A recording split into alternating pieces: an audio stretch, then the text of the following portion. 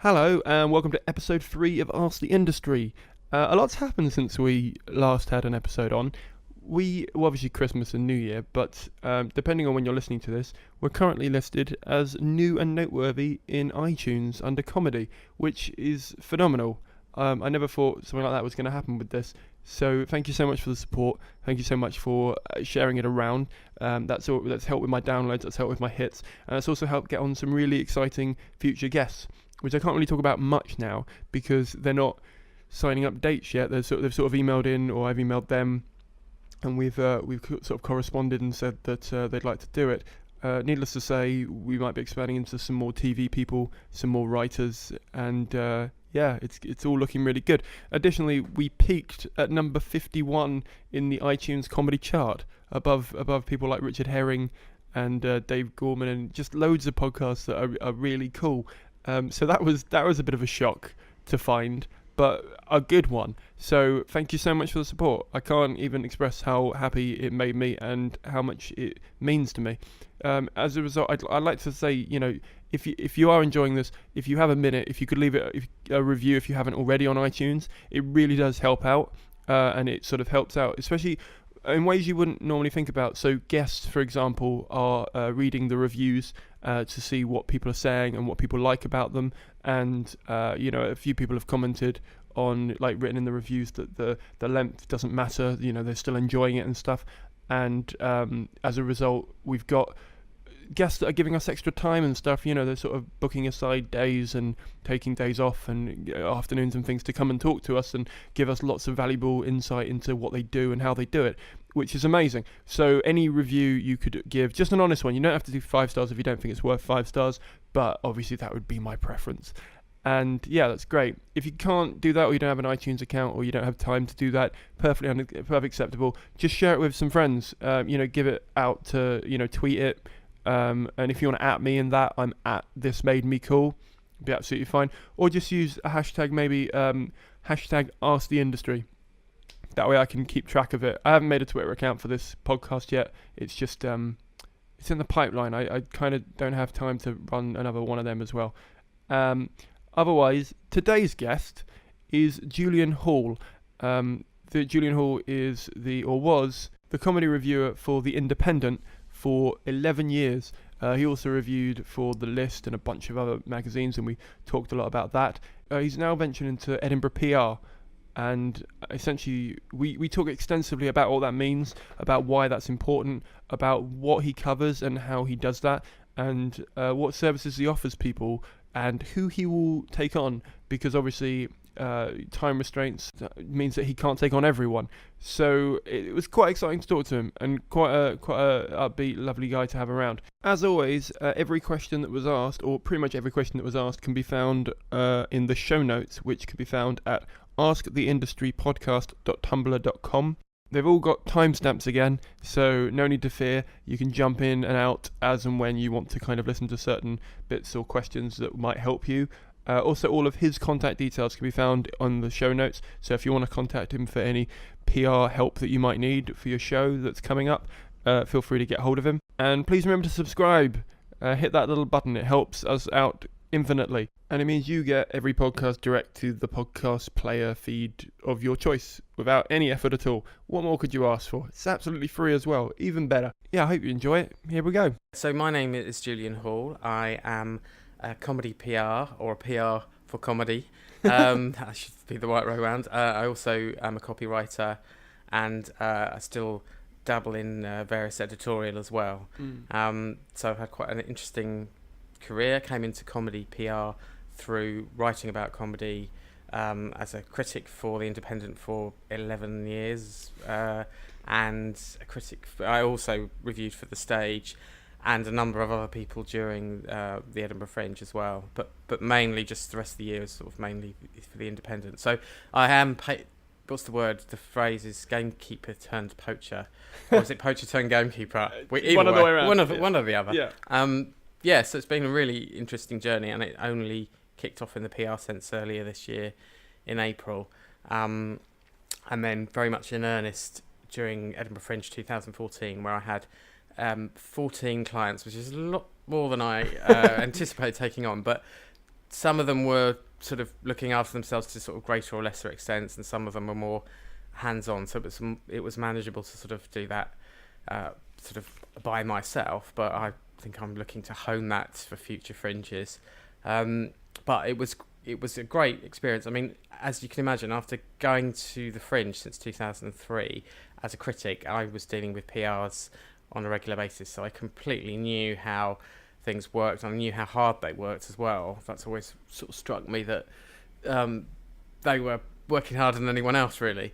So I knew what I was letting myself in for, which I think was important, because it was a real slog last year, but it was so much fun. And one of my prime movers for segueing from being a critic to being a PR was that I could spend more time with acts, and I could actually do something a bit more hands-on, shape things in a slightly more positive way. Although I have to say that comedy criticism can be a very positive thing, because the idea is to be as positive as you possibly can and impart some kind of valid criticism that can be taken on and used by the act. And so I'm, fully defend the role of a critic. It's not that I've turned, I think it's such a terrible thing. Yeah. Obviously, I'm still dealing with critics, and it's nice to see it from both sides. Yeah. So I did achieve that. I spent a lot of time working very closely with some really lovely people, and so that sort of bore out everything that I wanted, sort of from it. And it's then kind of rolled on after Edinburgh, with people doing sort of Soho runs and other kind of short sort of 1 night, 2 nights there.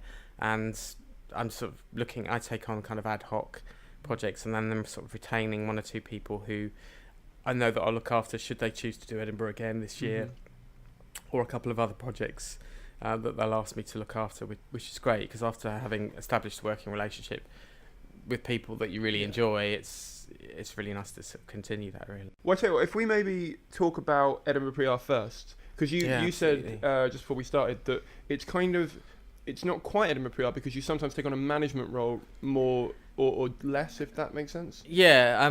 How would you? I mean, where would you put the line between being just a PR don't want to play down PR, a PR person for a show, or a person would you say you do? I mean, PR in Edinburgh is, because you're very much the kind of person on the ground.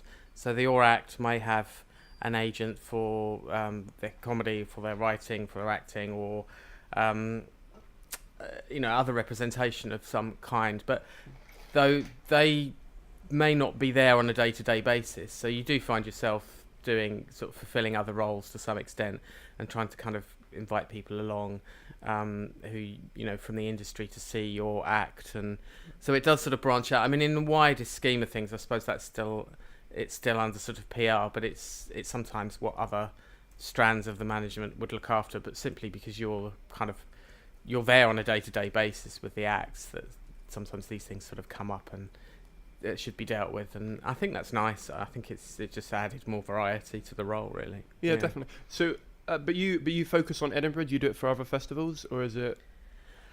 Well, I kicked off in April with a Soho Theatre run, and actually a run of shows that Cecilia Kershey did in Brighton and in London, including a date at the Royal Festival Hall, with a number of other comedians. It was more of a storytelling evening, and so I've had a couple of projects sort of under my belt before I was sort of gravitating to Edinburgh. And what I'd done in previous years is I'd done PR seminars where an act would come and see me for sort of 90 minutes. I'd talk through how they could do their own PR, and they would go away and do it. They're always intending to do their own PR, and it would be a kind of little starter pack. And that way I was still a critic, but I was offering some sort of impartial information, and I wouldn't review them. Obviously, when it came to Edinburgh time, there was plenty of acts to make that sort of possible. But I think the inevitable pull was for me to kind of cross the line and offer like a full PR service, because I realised that some of the ideas that I was talking to with acts could only really be sort of properly enacted if they had somebody there to help, because the act's got so much to think about in the run up to Edinburgh in terms of venue and accommodation and whatever it might be. So although many of the acts that I deal with are very sort of self-starting, most comedians are, there were just some things that would be too ambitious to expect somebody to time manage. And so I started to think, well, I'm coming up with all these good ideas for people. Let's actually be with them when they, execute them. Yeah. No, that makes sense. I mean, I've done a couple of Edinburghs, and yeah, you spend all the time working on the show part, that the business and maybe the PR and the marketing part is not your biggest, or it's not in the forefront of your mind the whole time. No. And I find, because I was talking to Alex Petty about this a little bit in the podcast, where I was saying that writing even a press release for me to try and sell my show is really hard, just because although I know what the show's about and I know who I want to attract, I don't know how to talk to them in that way. No. And so it's probably really useful for someone like you who's worked in both sides of it to be able to say, this is what will help sell the show, or this is something that will give you the best opportunity to sell the show.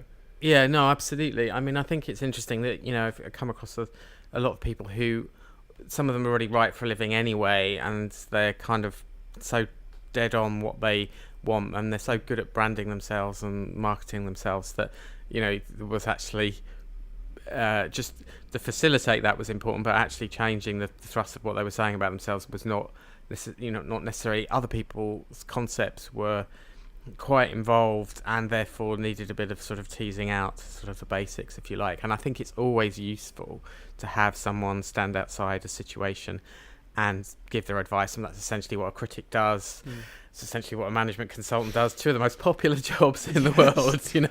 People love them. Yeah, right behind the estate agent. Yes. Yeah. Oh yeah. Well, I don't know, but so I think there's, in terms of the what's the word? Not the context, but it's that sort of disassociation, standing outside of a situation and actually being able to feed into it is quite valuable. And when you're juggling so many tasks in that environment, just the support really, I think is actually really important. Just having someone to sort of sound off ideas, and that's as much of a great thing for me as it is for them, because as a critic it is a reasonably sort of solitary sort of role, and although Edinburgh is also very sociable, it's very hardworking and what have you, it's not completely solitary in that sense, but in its very essence, in terms of you go to a show usually on your own if it's Edinburgh, and then you're writing something up when you're alone with your thoughts, and critics don't like to talk to other critics before they've written a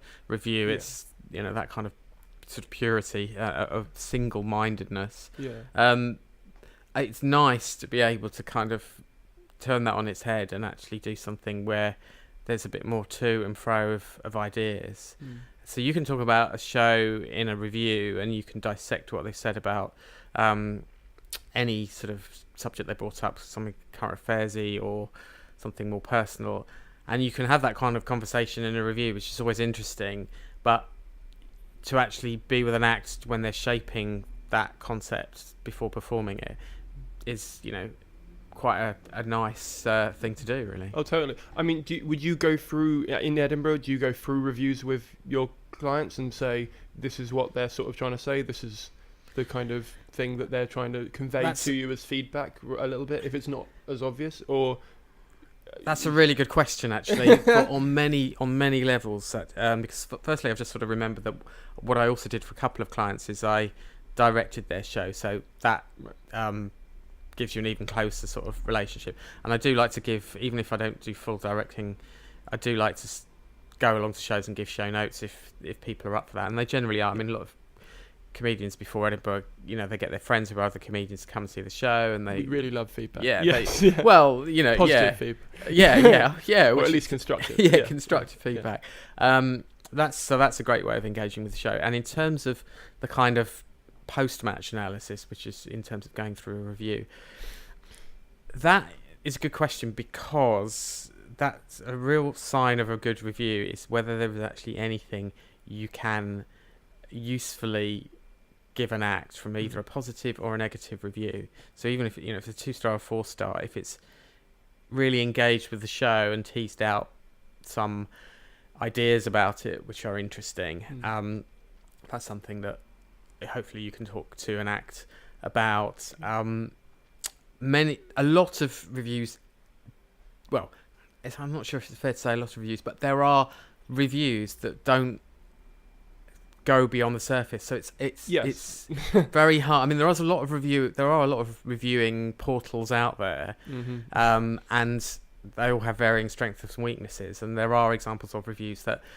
there's nothing the act can really learn from them. I mean, even a positive review, there should be some reason why it is sort of positive, or something that maybe the actor can get hold of and do more of, or something like that. But if you're just kind of lobbing superlatives at something, or hyperbole, then you haven't really got much to talk about.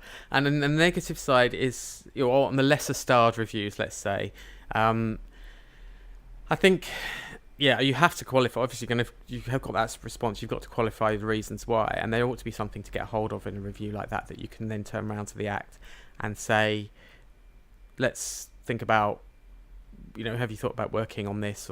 But there is a time and a place for that, and actually, in the fray of Edinburgh, I think it's really hard to do that. The post-match analysis really probably has to be post-match, because unless it's something glaringly obvious that you could be very easy to tweak, the comedian's already got their artistic vision of what the show is going to be. So if it involved a massive change of character, so it's a character show, and someone suggested that, this character's too downbeat or whatever, that might be that character's raison d'etre, and it's going to be pretty hard to do a sort of 180-degree turn on that. So it is quite a careful conversation. You have to sort of, acts will feedback whether they say, I don't necessarily want to read the whole review for the bad one, but if you think there's anything worth pulling out, then please pull out the relevant sentences, and you do that. But then I think in terms of to get like pull quotes for like those extra things they stick on over the top, that kind of thing. Well, I mean, the pull quotes obviously from the better reviews, and they are very valuable. But in terms of, if a comedian has a review that's not good, then I'll usually say, I don't necessarily want to read the whole one, but will you pull some elements of it that you can feed back to me so that I can maybe reflect upon them?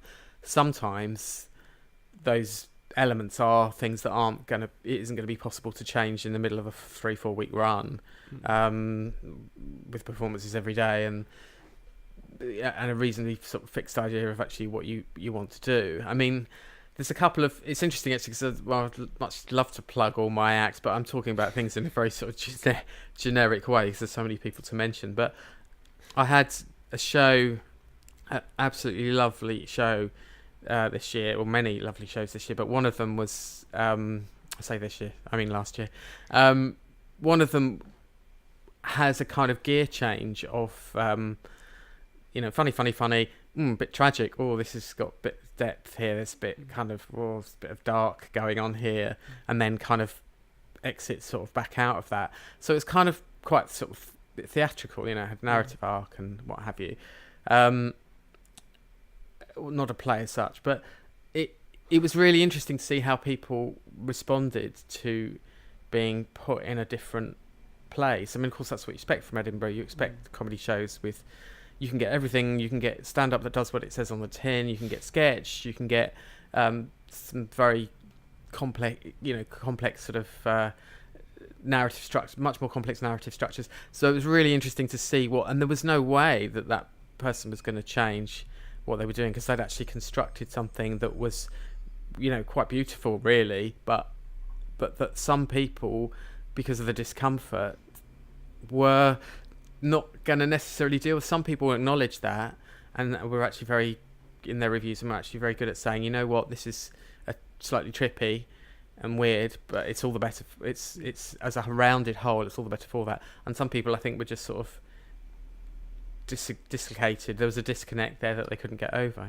Yeah, I know what you're saying. I mean, for me, I tend to find that some reviewers, or some should we say platforms for reviewing during Edinburgh only, because they don't tend to do much outside. No. Often as a performer, I find they sometimes write it in a way that there's no constructive feedback for me. It's mainly for people that might read them, and they've written it in a way, I feel, and it might just be me overthinking it and feeling just a little bit about it, but I feel like they're putting it in a way that I can't get a pull quote out of it. Because, do you know what I mean? Unless I just take one word that says fabulously rubbish. Do you know what I mean? Yeah, I mean, wow. I mean, that's, it's a hot... Is that something that you guys, when you do a review, do you take into account like how a performer might be able to use the review in a positive? So if you were doing like a 5-star review, which would be lovely for you to do, because I'm sure that's the easiest one to do, would you ever try and write in something that is like a quote they could definitely use from you, or does that not come into it for you? It doesn't come into it. I mean, I actually remember speaking to one guy when I first started reviewing. Obviously I don't now, but it's inevitable that we're talking about reviews because it's still part of the meat and bread of what I do, and I'm obviously very interested in them. And I still come at it from I think it's nice to have the pull quotes, but I do still think that if the review is saying fabulous, wonderful, whatever, I still want it to say something else the act has something to read that isn't just a kind of, as I say, bag of hyperbole, really. But pull quotes, I think one critic, when I first started, said to me, I don't think he said I think if you've got the measure of a good review, if you've written something that nobody can actually get a quote out of, I mean, it sort of. So then I'm not paranoid. No, I don't think so. I mean, but then I'm not sure that people consciously do that either way. Really, I think it's hard if you really like something to, there's usually one sentence in there that you would pull out if someone's got a 5-star review, but I think it's, I think if you are overpacking the positive, a little bit, I think it's a bit sort of cheesy. The whole best thing since sliced bread kind of syndrome is not particularly helpful. I mean, obviously, a poor quote, you'd never get the qualification of why someone said it was so brilliant, but if it's the person who's saying it's so brilliant has already got a reputation, so that critic, if he says this is the best thing, so if Michael Billington, let's use a theatre analogy so we can sort of sidestep anything controversial about which comedy critics I might reference. No reason to reference any sort of badly, but let's say, Theatre Review and for The Guardian, Michael Billington says this is the best thing since sliced bread, which I don't think he was given to using phrases like that, but it was the fact that he said it would be his reputation on the line, as it were, and someone, if you saw that hanging down from the theatre, you would think, wow, okay, that's really for that guy to say that must be sort of quite special. I assume he's been quoted in some kind of context. I mean, as a critic, I've had stuff taken out of context, and that one word kind of element where someone just pulls out literally, I remember a 2-star review of one guy, and he did an impression that was good, and I said that this was a something impression. I don't think I'd fall into that trap again. And the one word of excellent or something was just pulled out, and it did actually get taken down when I complained about it. So if you see a misquoted pull quote, you'll complain about, or you'll. Well, I did on that occasion actually to the venue, and they were excellent at this was some years ago, but they were really good at sort of contacting the promoter, and it was taken down because I really don't think you can base something on one word. It actually just refers to one 2-minute portion of a 50-something minute show, which was otherwise kind of, average. But there is not always a lot you can do. I mean, there's been other examples that there was a kind of whole discussion about the legality of certain things and sort of applying to theatre critics, and I don't know if it's ever kind of been adopted by extended to comedy critics, but it happens, I suppose, and it happens a lot. I mean, as a performer, I often see, I won't mention names obviously, but a large number of people who have had a 1 or 2 word thing. I mean, I'm guilty of it slightly, because I had a review recently where the whole review was really nice, except I couldn't get a quote out of it because it just wouldn't work. So I just took 2 positive words that came out of it, and I thought, it's a positive review enough, I'll be okay. But I've seen enough people that have, taken the word brilliant or excellent or superb, and the rest and it's not, it's a superb, they have amazing stage presence, not, and the rest of it was crap, but they still sort of take it out of context. And it's interesting for me as a performer that you and maybe your friends as reviewers would actually call someone up on that, because I think we all feel like once that's happened, you're out of there. I don't know that everyone necessarily would, probably think other people are better at letting things go than I am. But then also I could have easily I could have wandered around the festival not at all noticing that had actually happened. It was just literally looking at the sort of the billboard and what have you. I think the public do see through the flyers that just give the one word of brilliant, and they've got to have other reasons to believe on that flyer. They've got to see that somebody's been on a BBC 3 show maybe, or has some TV credits, or have a national as 5 stars from a national maybe, to make that decision in the moment of whether they go and see that show. I mean, there's so many factors in Edinburgh, of course, about which shows people go and see. Proximity, is the flyer attractive in terms of the colours and the image, and it all comes into play. There's no single one thing. For you, because obviously there's a whole debate on Chortle at the moment about rating systems in general, and finding out whether there should even be a star rating system for shows.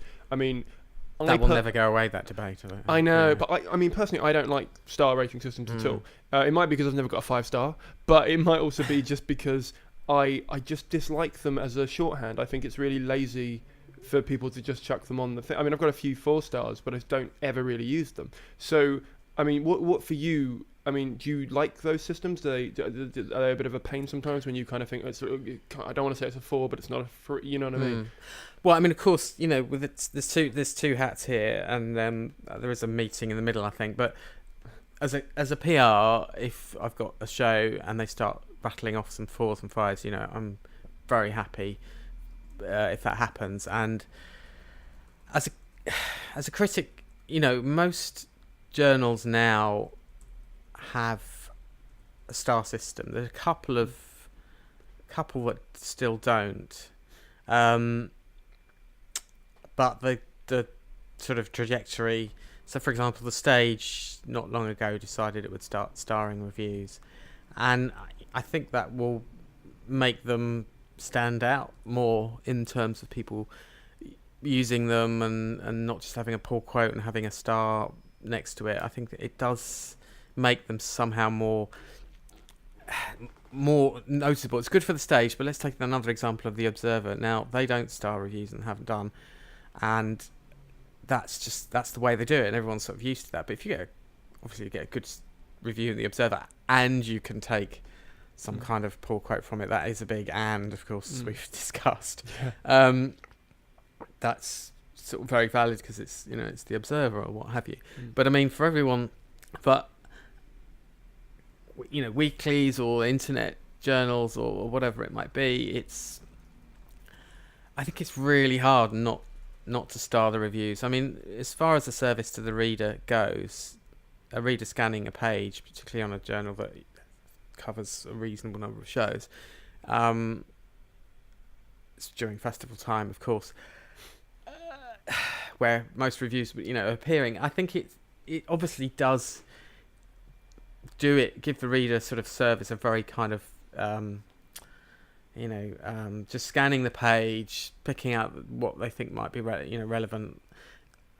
Most people would hope that people would take the time to read those reviews on their own merits, because we all know there are 3-star reviews that either edge to the 2 or the 3-star, or that someone will give a very qualified opinion in that 3-star review, and that would be the make or break of whether you go and see that show. But does it work that way? Do people see 3 stars and think, well, no, I need to find out what all the 4-star reviews are before I make my decision? How much research people do to go and see a show in Edinburgh, and what they use and how they do it. I would love somebody to do some research on that, quite frankly. We all know that it is a mixture of a number of things, and we all know that stars really do help. I'm slightly torn. I'm torn, on it, because I do think that it is useful for the reader, but then can a kind of little, graphic totally represent what somebody's written in sort of 200, 300, 400, 500 words? I mean, never exactly. And as critics, we've all, when I was a critic and critics now, all have an experience of really agonising over what they rate a show as, and also are they rating a particular person based on their previous performances. What happens on the night on a show can really affect, and quite often we'll have to give them the benefit of the doubt, saying, oh well, we know that the show will probably improve or whatever it might be. Or also, if you're really sort of helping the reader in inverted commas, then you're comparing with other shows as well. You're not just not all comedians. You can't compare all comedians on their past form, because some of them are obviously debutantes and whatever. So you're very much comparing with what other new people are doing. But if you've gone to see, Joe Bloggs for the 5th time in Edinburgh, she's done 5 consecutive years. Well, Joe or Josephine Bloggs, and then there is an element of track record that comes into that star rating as well, I think. So it's having to carry a lot of information, I have to say. There's a lot of pressure on those little stars. Yeah. And I mean, for you then, what would make a 5-star show, like, for you? Well, actually, first, that's good. Before I tackle that one, the one thing is, I suppose, that the proliferation of the thing about star ratings as well is that obviously the more journals there are reviewing shows, then the more it follows that the more star ratings there are. So that is quite confusing in terms of the market. I mean, you can find a lot of people who will pick up 4-star reviews. If they don't pick it up from one journal, they might pick it up from another. So things tend to sort of even out. And I still think the punt are pretty much, if they go to Edinburgh enough and they know the kinds of, they know that they've heard of the list and, the obvious sort of the Scotsman and the broadsheets and whatever, I guess they are still kind of guided in that direction. But it's a crowded market, I think, is what I'm trying to say. So a 5-star show, 5 stars are always, you're always told as a critic, and I think you innately know that 5 stars is only really given in pretty exceptional circumstances. And if you see, depending on how many shows you see a year, but I mean, if you see more than 2 shows in a year that are sort of 5-star worthy, then that's a good year, really. And I think it's just it's on every level that you can't really sort of fault it. And just like any other review, you take into account what's going on around you. It's your own opinion, but how's everyone else reacting? And are there lulls? Are there kind of blind alleys? And if you're seeing a show that is just so well crafted, I'm going to try and recover my memories of what shows I've given 5 stars to. Daniel Kitson. I'd be unsurprised, listeners, to know that Daniel Kitson's had. He's not always had 5 stars from me when I've reviewed him, but no. Was this last year's show? You mean? Well, no, this is like years ago now, really. He's gone downhill now. Well, good lord. But obviously his focus is on other things, But I think in terms of what he was doing and the way he was kind of manipulating comedy when he came on the scene, he was sort of revered for playing with the form, and there were nights on which he would do that without any kind of, you're just not your heart was in your mouth, but you were suspended by, you were sort of mesmerised, because the show just sort of never kind of what he did would never kind of seem to sort of flag and what have you. And I know that Stuart Lee, I have a very interesting kind of response to Stuart Lee's work over the years, and sort of kind of slightly love-hate relationship, maybe, I don't know, maybe that's too strong, but I can totally understand why people go and see him and just feel that it's another game when someone is doing what he does. And but so there's some people that you almost expect that kind of star level, but Yeah, I mean, what makes a 5-star show? I mean, they're pretty unique things, and everyone's striving to kind of build their shows to make sure there are no lulls, to have sort of banging jokes that always end on a laugh, and it's, I think, but there is also a kind of there's the X factor sort of element as well, in terms of how much you engage with a comic and how much it actually works as a show. I mean, there's a, like, for example, one-liner merchants. I never saw Stephen Wright live, sadly, but I know from people who did that, seeing over an hour of sort of Stephen Wright was a pretty hard thing to do, and it's difficult for one-liner merchants. I think that very much applies to Jimmy Carr as well, and some kind of shows don't necessarily work in those kind of formats. I mean, sketch shows can notoriously be a mixed bag. So for any sketch show to be a 5-star sketch show, that's obviously something that's been rigorously worked on. There's no, everything's lean. There's no kind of fat on the weak chain. Yeah, and sketch comedy is really hard to do. I mean, I got a bit of reputation when I was a critic of being like a sketch comedy hater, and it wasn't my favourite sort of comedic discipline. I've learnt to relax, folks. It's all right. But what is your favourite comedic discipline? Like, what's your favourite type of comedy to go and watch and review, or maybe to watch, like, as in, like, just for fun, and to review if they are different? I think the nice thing about going to Edinburgh is that if you have some hard and fast perceptions of what you generally like, which I certainly did, and they still remain true to some extent. I love shouty American comics, so I did love Bill Hicks, I saw years ago, before I started reviewing, of course, and Doug Stanhope, and so that was the kind of I had a predilection towards shouty bloke comedy to some extent, angry and political and what have you, but obviously that's not all that floats your boat, and Edinburgh is such a cornucopia, naff word, but it's true, of styles and approaches to humour, and you can sort of kind of fall in love with the most unsuspecting of shows, really, and it's always great to see something that is an exception to the rule. Do you have any examples of stuff that you saw maybe this year or last year that, like, so people would maybe like fresh in their memory, of someone that you just took a punt on because you just sort of saw the title, or you saw, and what did you see in that show that made you think, I'll give that person a try, and then you just were like, wow, I can't believe I haven't heard or tried this person before? Well, this year was slightly different for me, because obviously I was going to see my client shows on and off just to see how they were progressing, and also outside of that, I was going to see lots of free fringe shows,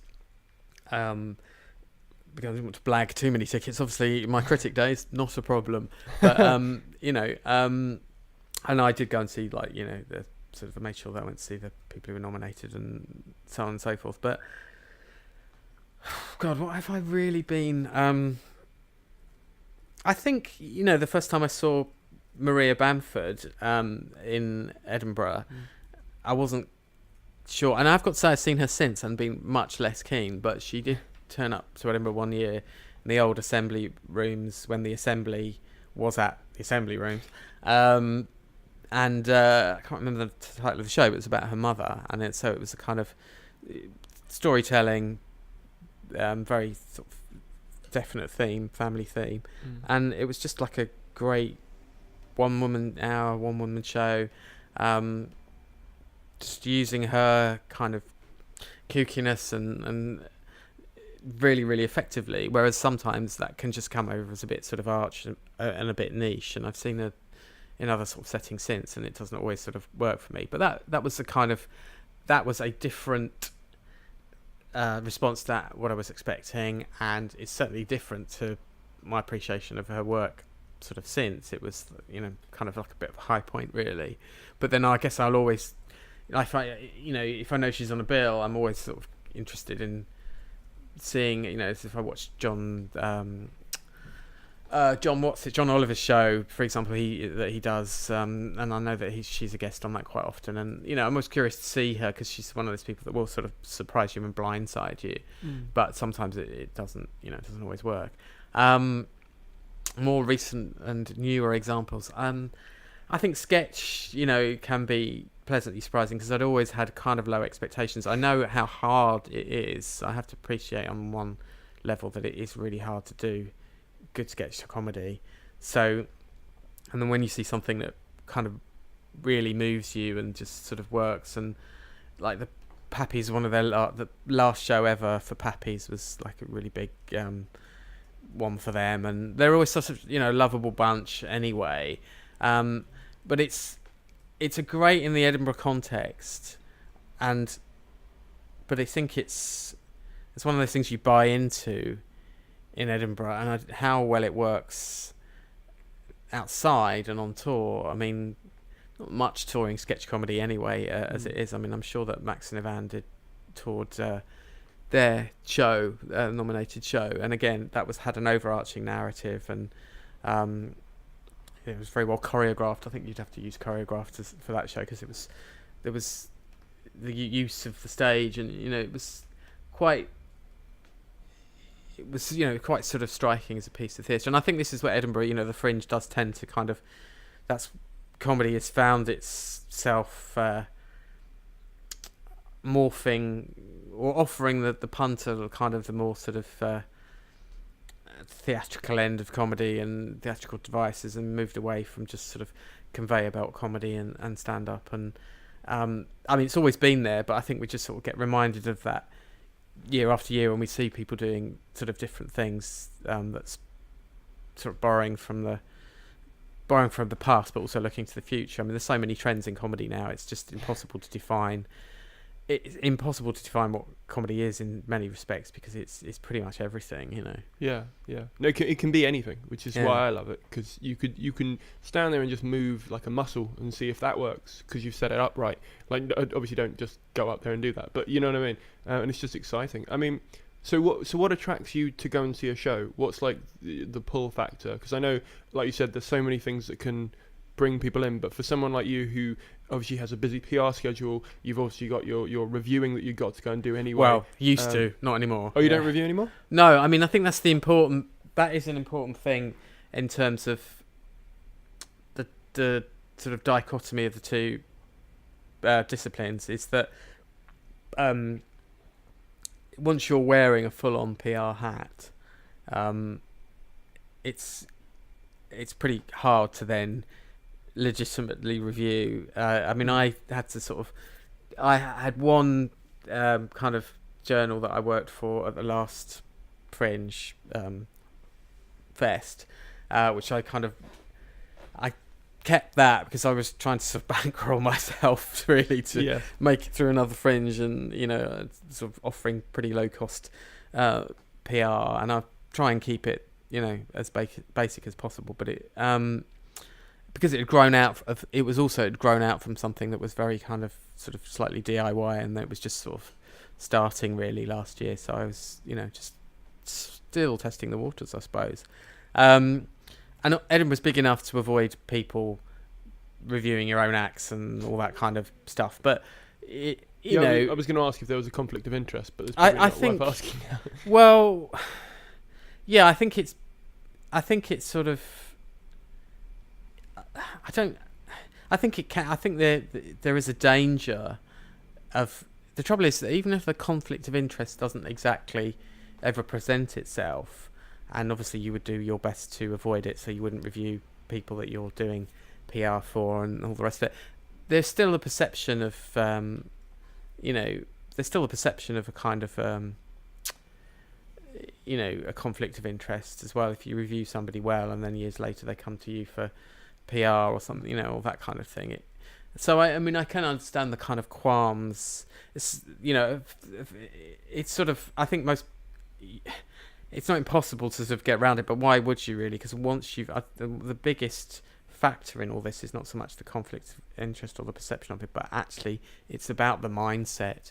Because once you're looking after an act and their PR and you're kind of involved with them, on that level, your ability to do what reviewers should do and take a sort of back seat about whether the likability of any comedian will be quite. I will probably sway people in terms of how well they get on with the show, but in terms of, you can't start going to shows and thinking, well, they worked really hard on that, and even though it completely didn't work, and then being sort of over charitable, or equally going to them and thinking, oh, I know they can do better. It's a bit lazy or whatever, with a kind of background knowledge that you wouldn't expect the punter to have, or whatever. So I think it kind of a bit sort of sludgy, really, and I think character, that is sort of something that's sort of defined, and that's basically what's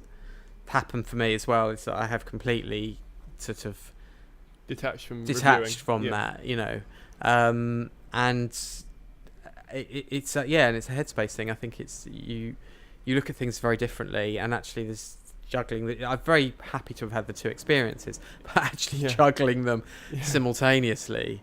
I can imagine that's quite tricky. It's a bit tricky, I mean, I did it sort of marginally in the last Fringe for sort of financial purposes, but it's not something that I'm looking to do now, really. Well, I can imagine, I mean, from an outsider of your job, as it were, I can imagine one of the trickiest things is, so you've obviously got friends who do reviewing, so if I hired you, for example, as a PR person, and you watched my show and you were like, Dave would love this, let's get him down to review this, is that, do you know what I mean? Like, is there a conflict of interest there, or are you able to email one of your friends and say, I've got this show I'm representing, it's exactly what you'd really love to come down and see, would you like to come see a preview, I can get you a ticket, whatever, that kind of thing? Well, I've got to say that, first, I mean, I got on well with all the critics, I think, and I want them to trust my judgment, but I don't think that I could expect that. I mean, I know from last year that it's hard work. Once you've crossed that line, that critics aren't stupid in the sense that they know that you're trying to sell them a show, so they will take things with a pinch of salt. Equally, having worked alongside them, I suppose there is a certain amount of trust in judgment there as well. But then that didn't have to come from uniquely being a critic and then flipping over. I mean, if they work with some of the PRs that in Edinburgh have been in Edinburgh for 10, 15 years more in some cases, and that means that they have to be very careful about the shows they're taking on and recommending, and so that they're not in a position where they're crying wolf and saying, come and see so and so because they'll, you'll absolutely love them, and you'll be saying, well, didn't you say that last time about? Of course, sometimes they have to take a punt and a gamble. Some people will be more suitable for some comedians, more suitable for some critics. I suppose there's the critics who like character comedy, don't like character comedy to a greater, lesser or extent, but it's on the merits of the show, and given that echoes the conversation we've previously had about you go and see something that you wouldn't ordinarily like and then you like it, then that's good for anyone else doing that genre, because it means you'll take more of a chance. Yeah, totally. Sorry, so just to slightly go back a second, what attracts you to go and see a show then? Because like we were saying, there's title, there's image, there's description, there's flyer, there's where it is from where you're staying or on the way home, or if it fits into a slot, or do you know what I mean, or if you've seen them before. Like, what would bring you in to see a show if you were just in Edinburgh, and you're looking through the brochure? Do you look through the brochure? Or do you look through I'm the so app, glad that I don't have to sort of think about that from scratch, actually, because my Edinburgh's very much as a critic, tried to cover as much ground as possible and see as many shows as possible. And there was an element of PR's kind of providing information. There was sort of there's an element of like, you must check out the people who perceive to be the hot new acts, the fact that certain venues, the big if there's a new person in a big venue or something like that, that might sort of, well, you look at what credits and what kind of work they've done as well to get a steer on what their sort of previous CV is. So there's all sorts of sort of decision making going on, but then you try and get as broad a sweep as possible. I don't think there's as much space now as there used to be, but I used to go and see a lot of shows, so I got a pretty broad sweep of what was going on. As a PR, that's shrunk slightly, but I will go of my own volition to see people. The awards, there's no doubt about it. The awards sort of, for example, in terms of what shows I made sure that I caught up with last year, I made sure that I queued up to see Liam Williams and John Kearns. I queued up to see Luisa Milan on Milan, on the last night, and we're very happy I did that, I have to say. And it's kind of nice being a normal punter again, and quite exciting at the free venues to actually have to sort of stake your place in the queue and make sure you're at the head of that queue, because those shows were, as you can imagine, hours beforehand. Yeah, I had to pull in favours to get into some of them because I've seen them work with them on the circuit and stuff. But I turned up for Louisa, for example, 3 nights in a row. I turned up and were like, okay, I'm not going to get into this. Yeah. It's just round the corner. So I get what you're saying. It's and because it's free fringe, you can't really. I mean, there's obviously the Bob's Bookshop method where you can reserve a seat for a certain price. But most free fringe, you don't have that luxury in a way. You have to sort of just assume you might get in, or give up 4 hours of your day to try and get in. For the buzz shows, and that buzz factor, if you see people queuing around the block for a show, there's no doubt that is that's a really enticing thing. And thinking about God, who else? Because Louisa was in the counting house and the ballroom, and there's always buzzy shows in there, but it's ostentatious as well, that kind of thing. So buzz, obviously, and I'm trying to sort of think myself into that position of like, not the alien that's landed in Edinburgh, but the first timer that's landed in Edinburgh.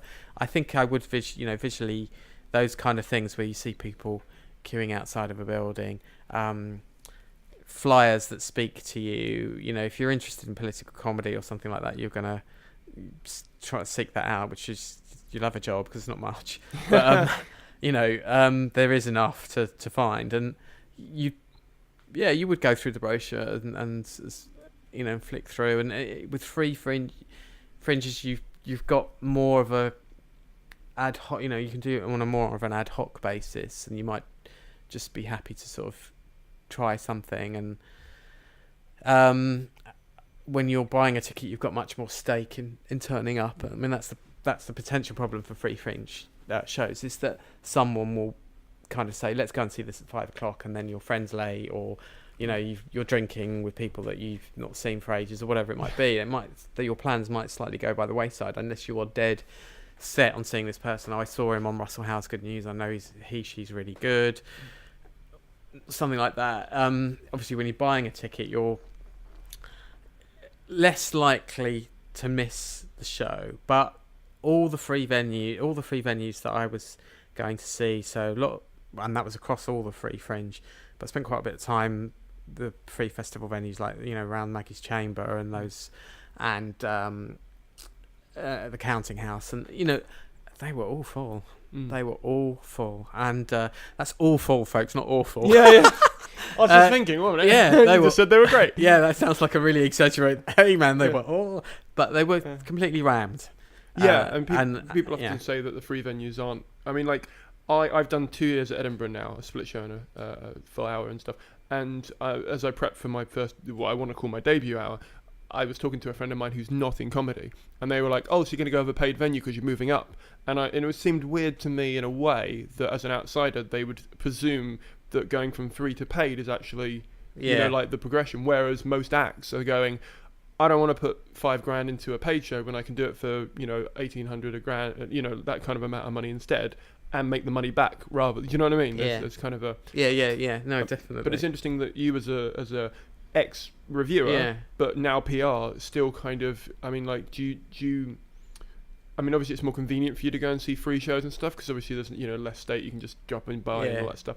But is there still that line in your head with reviewers, for example, where they go, "Gotta go and see the paid shows definitely because they're the ones that agents and stuff put them forward for, even if I haven't heard of them"? Or is there reviewers going around to free shows in their spare time and enjoying?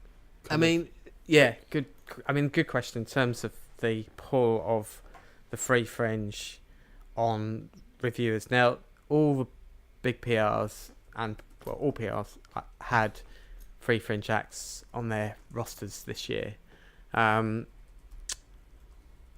Probably still more weighted towards paid venues, but there were I mean, obviously a lot of the people who got nominated were doing free fringe shows, although to be fair, there were people who sort of gravitated from, being in John obviously John Kearns was obviously in the same room as the previous year, and this is obviously, as we know, die-hard free fringe fan, as he sort of made clear in his sort of acceptance speech and all the rest of it. But and I understand the passion, I understand what he was sort of driving at as well. There is very little. There's so little space. I mean, we do have lots more journals and online sort of people covering Edinburgh, so that perhaps to some extent makes up for the lack of space in some of the other. Like Metro was only 1 page this year, when usually it's 2 pages, and the List and the Scotsman still do a great job of going to. Well, everyone does a great job, but of going to as much stuff and. I think we'd all like more space. Speaking from the PR point of view, and I'm sure as a critic, we would like more space, and we'd like more coverage and a sweep of shows, and that would make it a lot easier for things that are off sort of seen as off the beaten track to be covered. I mean, it's going to see shows in terms of scheduling them in terms of proximity and time clashes and all of that kind of thing. That is, that's pretty tricky, really. A lot of the free fringe shows that hit big, like Louisa, like Liam, already had a kind of a momentum behind them. So. Was that from previews or from doing it? Well, I mean, Louisa had already had What Would Beyonce Do before she did. Oh, yeah, of course. What was the title of the show this year? It was Am I Right, Ladies? Am I Right, Ladies? And big fan of both. They're very good. Yeah. I've just seen Am I Right, Ladies, but this is an incredible performer. And Liam from being nominated the previous years, a newcomer, and what have you. I mean, sorry, just before you carry on with that, because Louisa before that had nothing. Like before, when she was doing What Would Beyonce Do? She didn't have press coverage, she didn't have awards, she didn't have any of that stuff. So, I mean, how, as a PR person, how does someone go from, because I don't think she even had a PR person working with her there. She just had an outstanding show that was done very DIY, as she very readily admits at the Fringe. How, I mean, is it just a simple case of, if you have a good show, yours might get that level of coverage because people will come to see it in the word of mouth, or is it a case of, do you think there's some stuff that you can do to entice that along? Or I mean, sort of a mixture of both, but I think word of mouth is very, very strong in Edinburgh, and because there's obviously a lot of industry people up there, there's scouts for the awards, and there's the award judges themselves.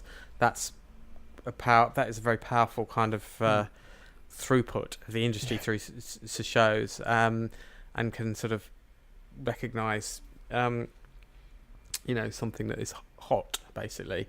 But I mean, audience feedback in Edinburgh will get through to industry ears at some point if you're regularly pulling in those kind of crowds. And I mean, it's a good question. It'd be great to ask Louisa actually what the tipping point was, because she started to obviously get press interest. Almost, I don't even know if What Would Beyonce Do actually got like loads of reviews, but she certainly got a lot of kind of editorial pieces after the event, I remember. And she'd been seen by enough people at that stage to kind of basically just say, oh, this is quite hot. And didn't she get, I don't know, What Would Beyonce Do get a London residency at some point? So Soho Theatre, right, so after. There you go. You see, I mean, that's a real curtain raiser. Forgive the once you start getting picked up by the I don't know what do they call them, venues. Well, by the venues, but by by the programmers. The programmers start to come and see your shows and start giving you that exposure, then that really, really helps. And that's what everyone wants. I mean, people want it in Edinburgh. They want the TV execs in. They want the theatre programmers in, and so on and so forth. And it's a bit of a bum fight, but that's the trade show nature of it, you know. Yeah. But also, to be good, to answer, just to finish the other half of that question, because it's a very good question, and it's a bit like sort of like splitting the atom, isn't it? So there's, you know, if you are very good at marketing yourself, whether it's across social media, whether it's using the people that you know who know people that can come and see you if you're literally starting from scratch, and obviously as a performer you put yourself out there on a regular basis, if you've got the energy and the drive to do that off stage as well, that's a huge plus. Before you might then be sort of lucky enough or wish to have somebody else doing that for you, you know. I mean, if you've got a performer who's good at doing that, but also got some help, then that's even better. I mean, I work with a lot of people who are happy just to leave that side of things completely. But I know other people who are very, as a units, they're just so well self-contained in terms of marketing themselves. They know, you know, they've got a vision, which makes it, you know, it's kind of easy to work with, because then you sort of fit into that vision and hopefully bring a few other extra things to the table. But there's a lot of diversity of making your own luck out there, I suppose. Yeah, no, I'm hoping to get her on this podcast, just because I think she'd be a fascinating person to talk to. In terms of an industry person who's gone from obscurity, arguably obscurity, to just everywhere, but not everywhere at the same time, because she's not, you know, TV name or anything like that. But in a way, that's she's just had that stint on Miranda, didn't she, on the first episode? And I wasn't sure. I don't know. Does she have a sort of parallel acting career going on at the same time? I'm not sure. Sometimes that often helps. I know, for example, that Aisling B had you know, an acting career parallel to the sort of burgeoning comedy, well,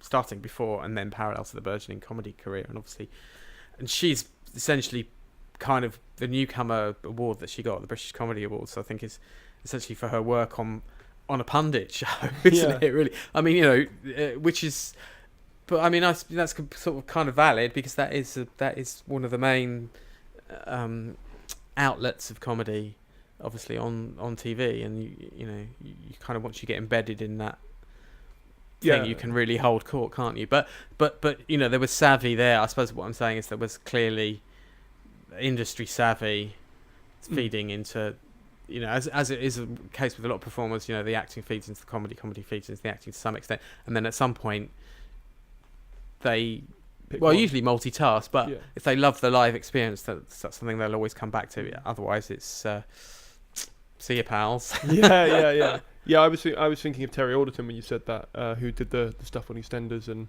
like it was kind of running in parallel with his bit more. Yeah, I cannot see Terry ever giving up the live circuit. No. Well, but you know, you never know, do you? I mean, he seems to really love doing the acting and stuff. But I mean, it's, you know, it's all up in the air for him.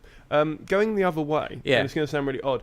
For me personally, for example, last year, I didn't want reviewers. I know it sounds weird. I just wanted to do a show and get used to doing that length of time on stage, and I didn't want anyone in. Yeah. Do you think there should be a sort of opt-out option for performers if they genuinely do not want a review? I mean, if you're in a paid venue and you don't want a review, you just don't issue comps, and if someone wants to see you enough, then they'll pay and see you, which is probably a good sign. Free, there's no, even though you like, if you got, you know, when I'm PRing the free fringe shows, I hope that people ask me when they want to come in, and then I'll reserve them a seat, especially in, which is wise, because there's so many packed venues that it was a good thing to do, but they don't have to. So people can go and see a show on the free fringe under their own steam and review it, and there's nothing to stop them, really. So it's kind of quite tough, really. You can sort of respectfully ask for that to happen, but you've got no way of really controlling that. You know, using the example that you're using. So if you go up and do a work in, I mean, you can clearly label a show a work in progress show. Most people, and probably if you're going to do that, it's probably wise to do something under 40 minutes, I would have thought. But I think people would, by and large, respect that, those people who know essentially what that means.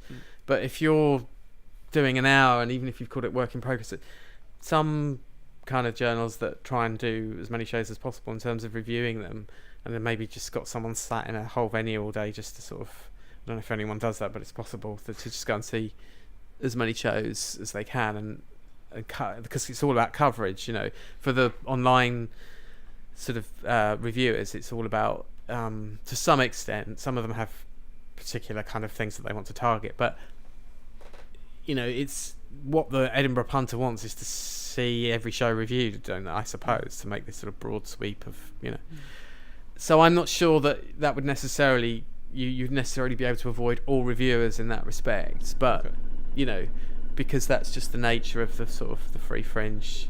That's just a thing that goes past. Is that not the tube? That's not the tube. No, the tube's too far away for that. Right. We're not 100% sure what that noise is, but it happens at a fairly regular interval in the flat. So, but it doesn't pick up on the mics. So I'll have to edit out us talking about. Yeah, don't worry. That's fine. Yeah, it's all right. Well, I mean, so because obviously you said you did 14 shows last year. Yeah. I presume you want to either expand or contract that depending on how you felt it went. But I mean, is there a type of show that you? So I mean, like, say I wanted to employ you. Do I say to you, hi, here when I'm doing my previews, come down and see it. Is it the type of show you'd like to support? Or do you take on like stuff that you maybe wouldn't like to go and see yourself normally because you think it'd be a bit of a challenge, or stuff that you could promote but you wouldn't enjoy? Do you know what I mean? Like, is there a line, or is there stuff that you wouldn't promote? Yeah, good question. And I'm aware I'm not promoting myself enough as well. But no, I'm not kidding. No, but yeah, I mean, I think you want to promote stuff that you feel that you can hand on heart promote to other people and say and extol the merits of it. And even if it's not for everyone, you've got to have belief behind it, and behind that act. So I think it's quite hard to really enjoy promoting somebody if you don't think they're quite ready or they're not your cup of tea.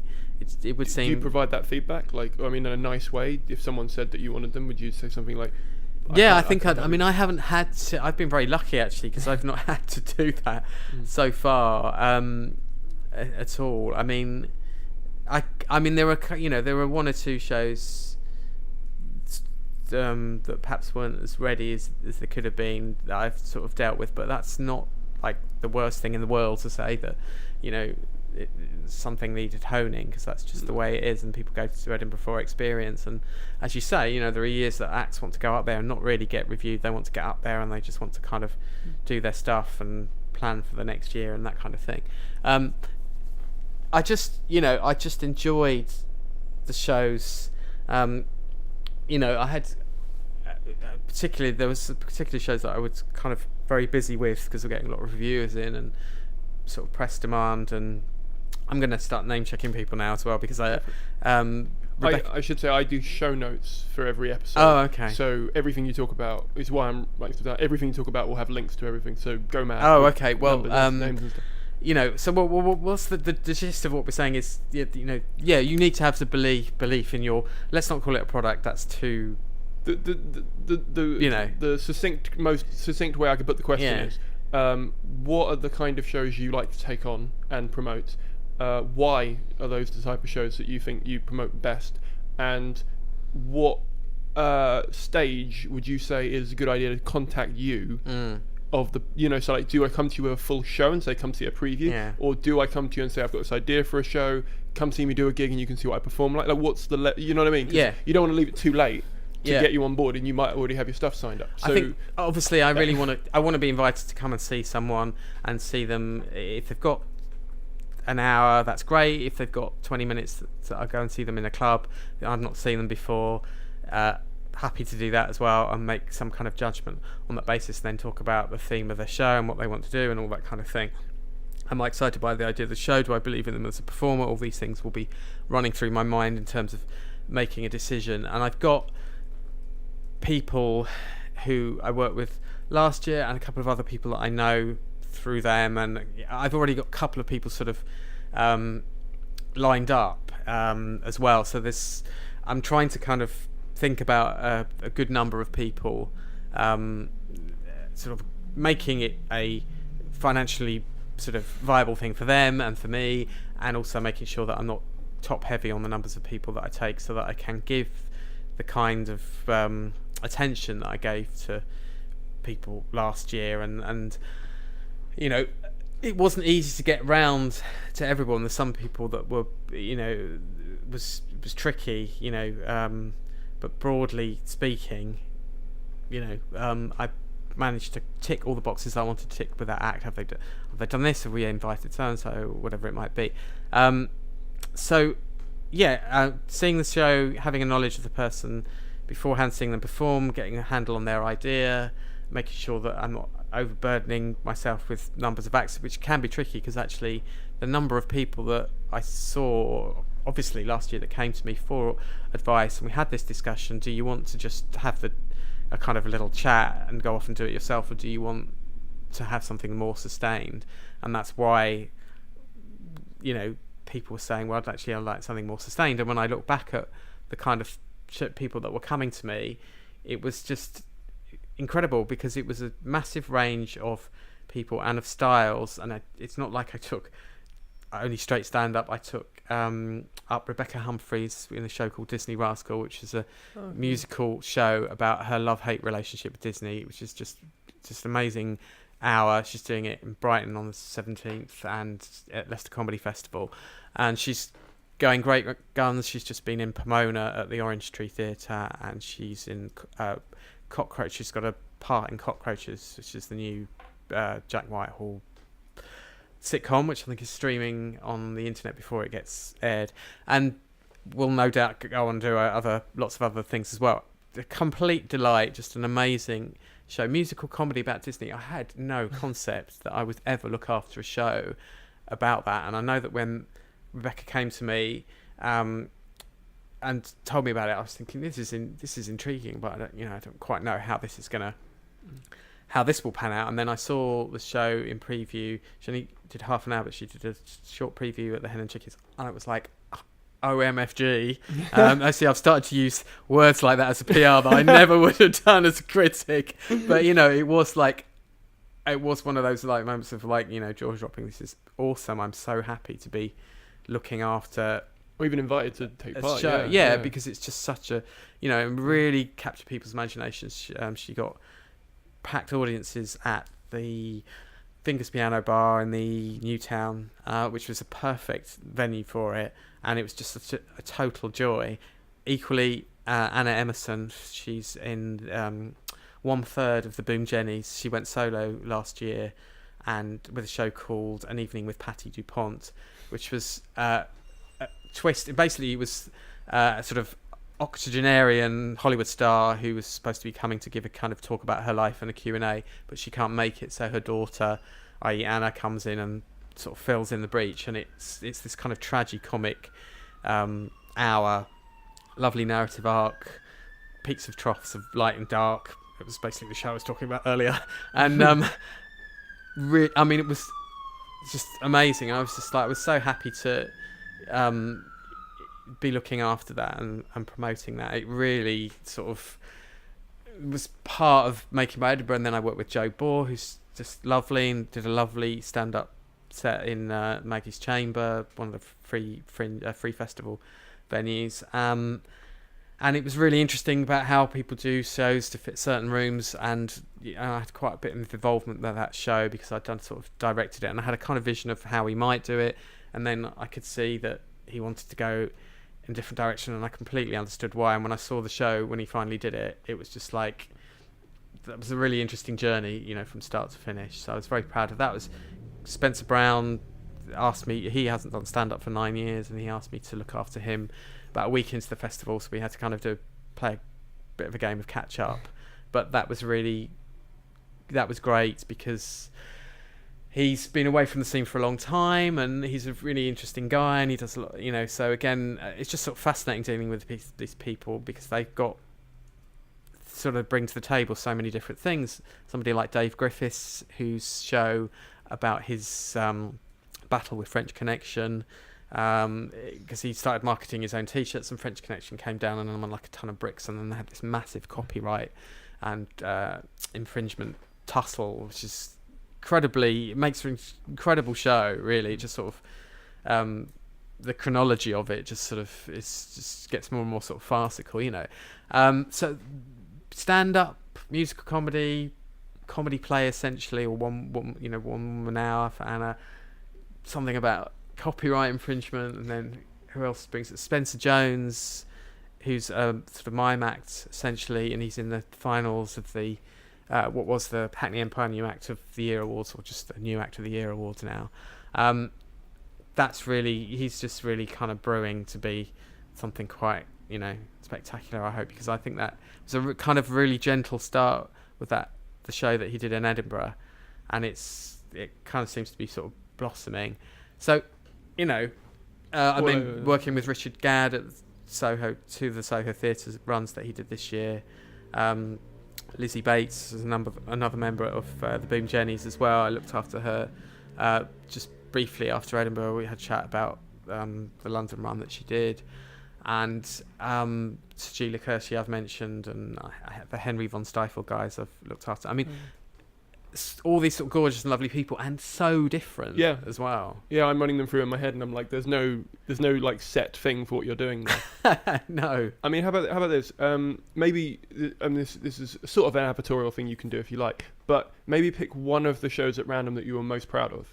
And it'd be cool to know I know it's probably quite tricky for you to pick a favourite baby, as it were. Yeah. But one that maybe just explains to someone, because like when I was talking to you in different groups online to get questions and things like this, most people were like, oh, PR, does that mean he's just going to do PR stunts, or does that mean he's going to like focus on, like, I don't know, getting me to flyer for 9 hours, these kind of things. And because not everyone knows what PR means necessarily from behind. And it can mean a lot of things. Yeah. So maybe it'd be a good idea to have a case study of what you've done very recently for an act that you particularly think, or maybe just like snippets from different ones. Yeah, I think because each one.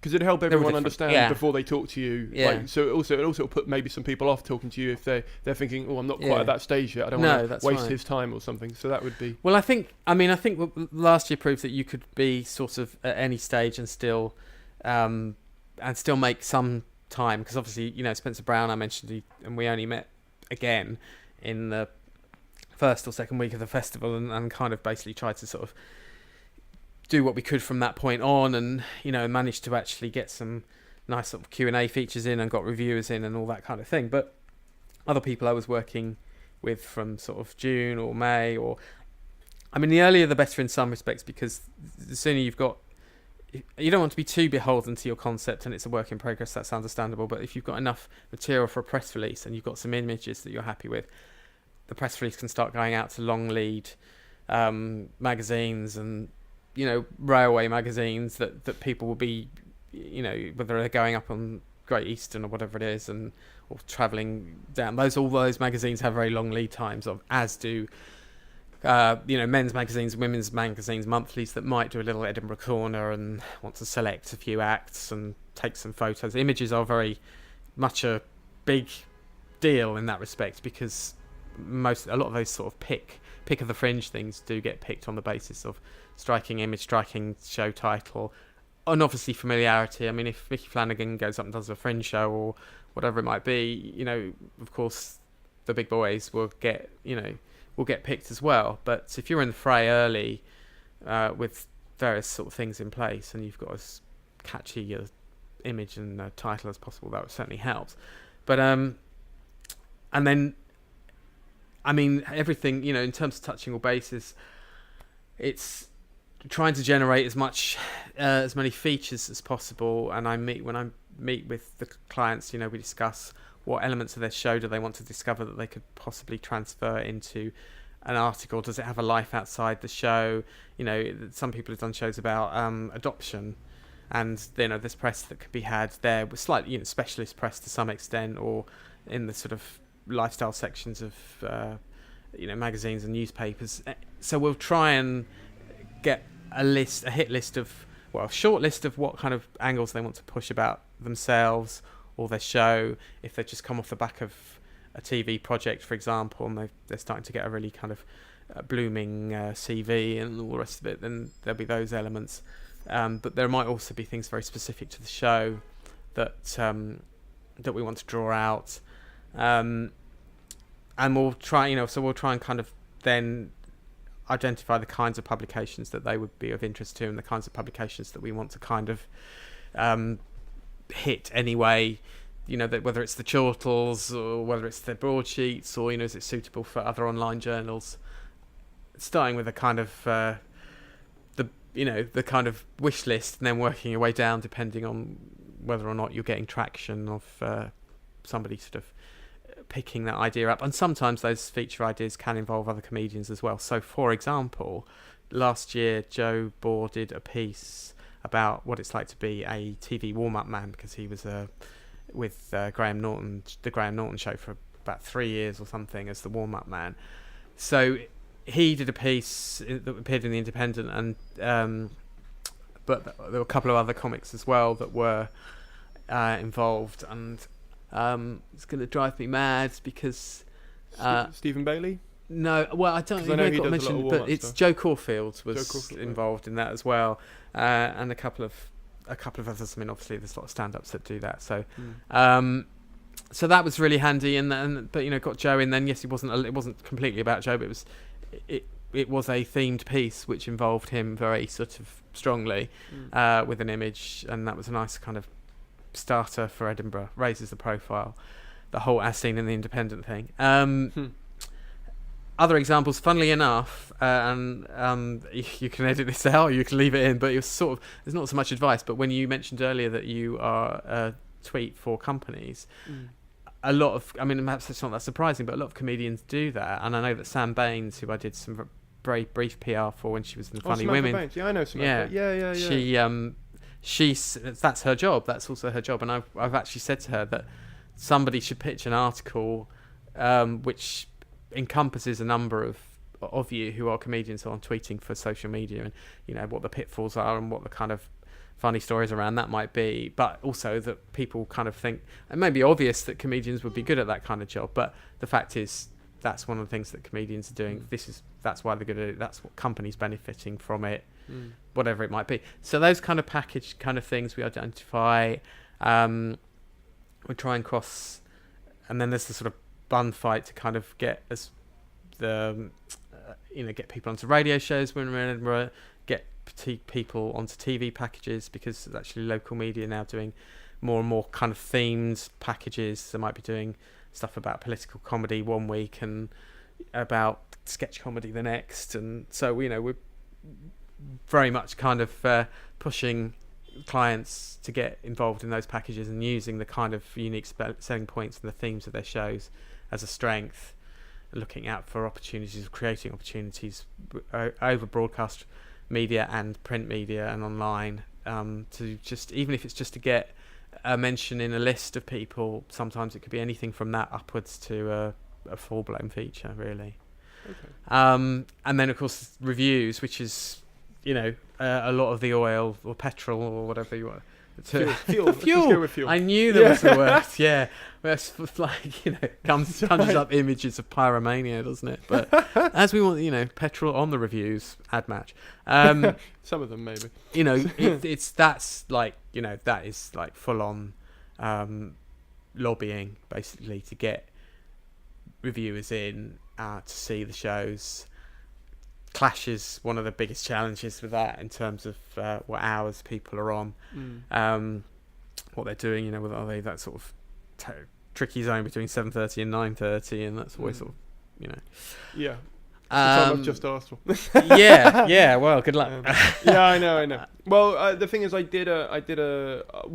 was a stand-up for a show this year, which basically means they had a lot of people that kept dropping out the year before, and so they knew they'd need someone that would just come in and be last minute replacement, and it was lovely and it was really good. I got a gig basically every day, but not a guaranteed one, and it was like round the 7:30, 7 o'clock mark, and I found my material went down quite well there, and it was quite fun to just do my club set, as it were, once a day as well as doing the show.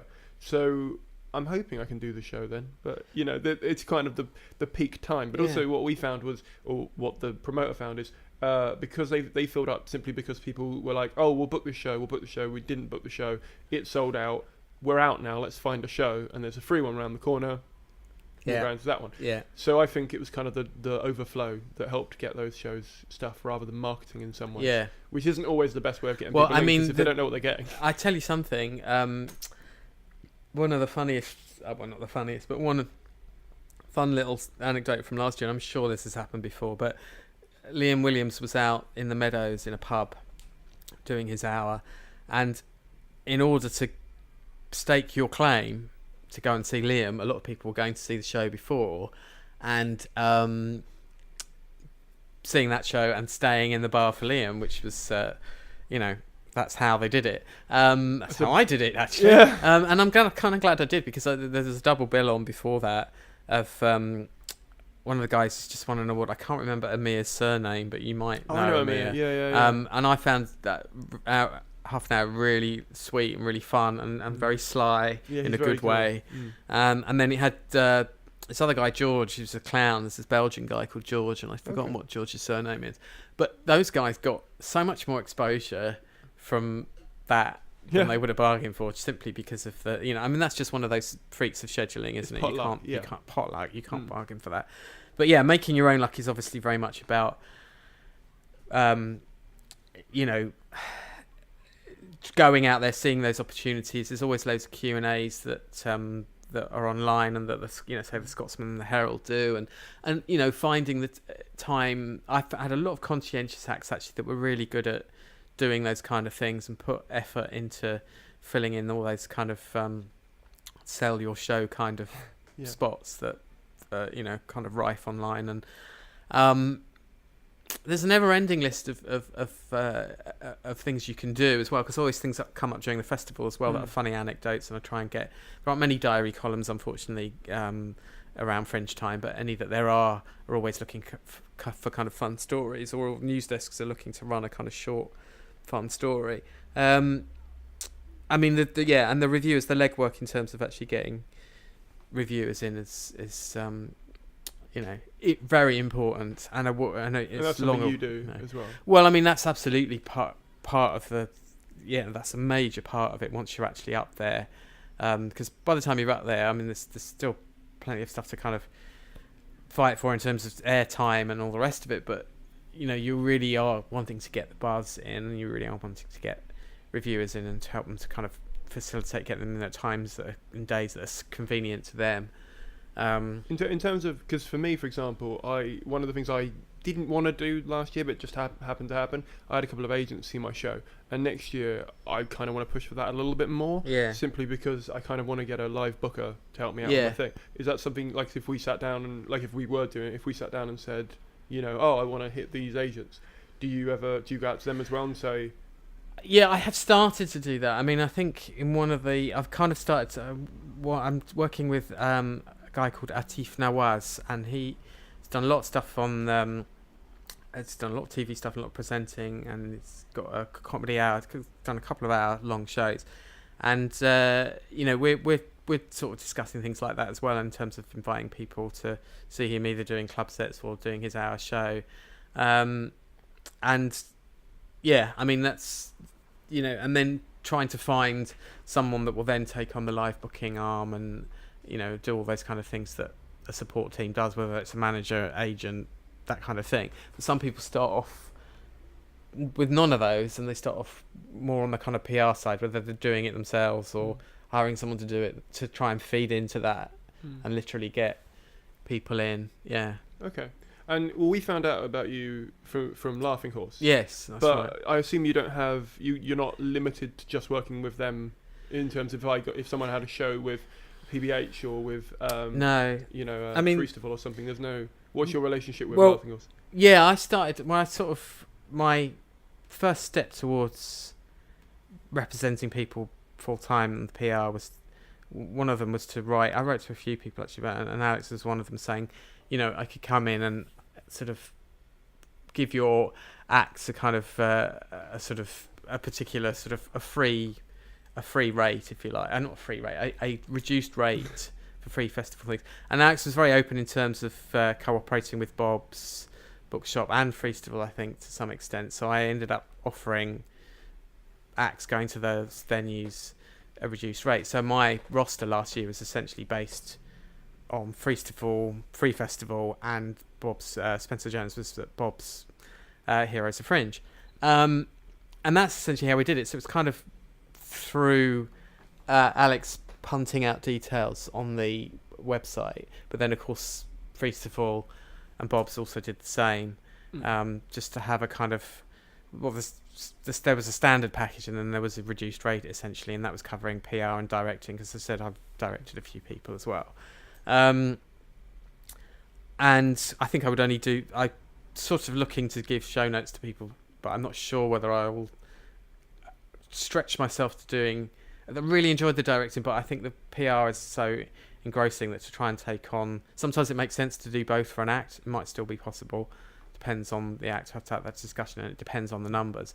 But so, and a lot of people obviously came through those channels, through Feastival, through, and I ended up with the roster of 14 through that. Now I've got a few people that I'm already working with and looking to take them all the way through the Fringe this year. So I'm kind of just trying to see how that's sort of stacking up. So I think, I'm not sure whether I think I'm basically just going to say this is the package this year and try and take 10 people or something like that. I think somewhere like between 8 and 10 people. Because I know from looking at your website and some of the other things you do, one of the big things you offer people is help with press releases and copy going out to different magazines and stuff. I mean, is there maybe a list of, I don't know, or maybe you could say now, like a few major stumbling blocks people come across, so that when they come to you, they have removed those from those press releases, so that the time with you is better spent, if that makes sense. So yeah, I mean, it's obviously like press releases, like the calling card. It's one of the basic things that you need, and so that's very much, I have to be all over that and helping people with that. And some people are already writing in their sort of day job, so some of the sort of copy that gets to me is like, yeah, wow, okay, well done. What do you need me for? But then sometimes it needs a bit more of a sort of teasing out, but then that's sort of part of the process as well, of getting the show's identity together as well.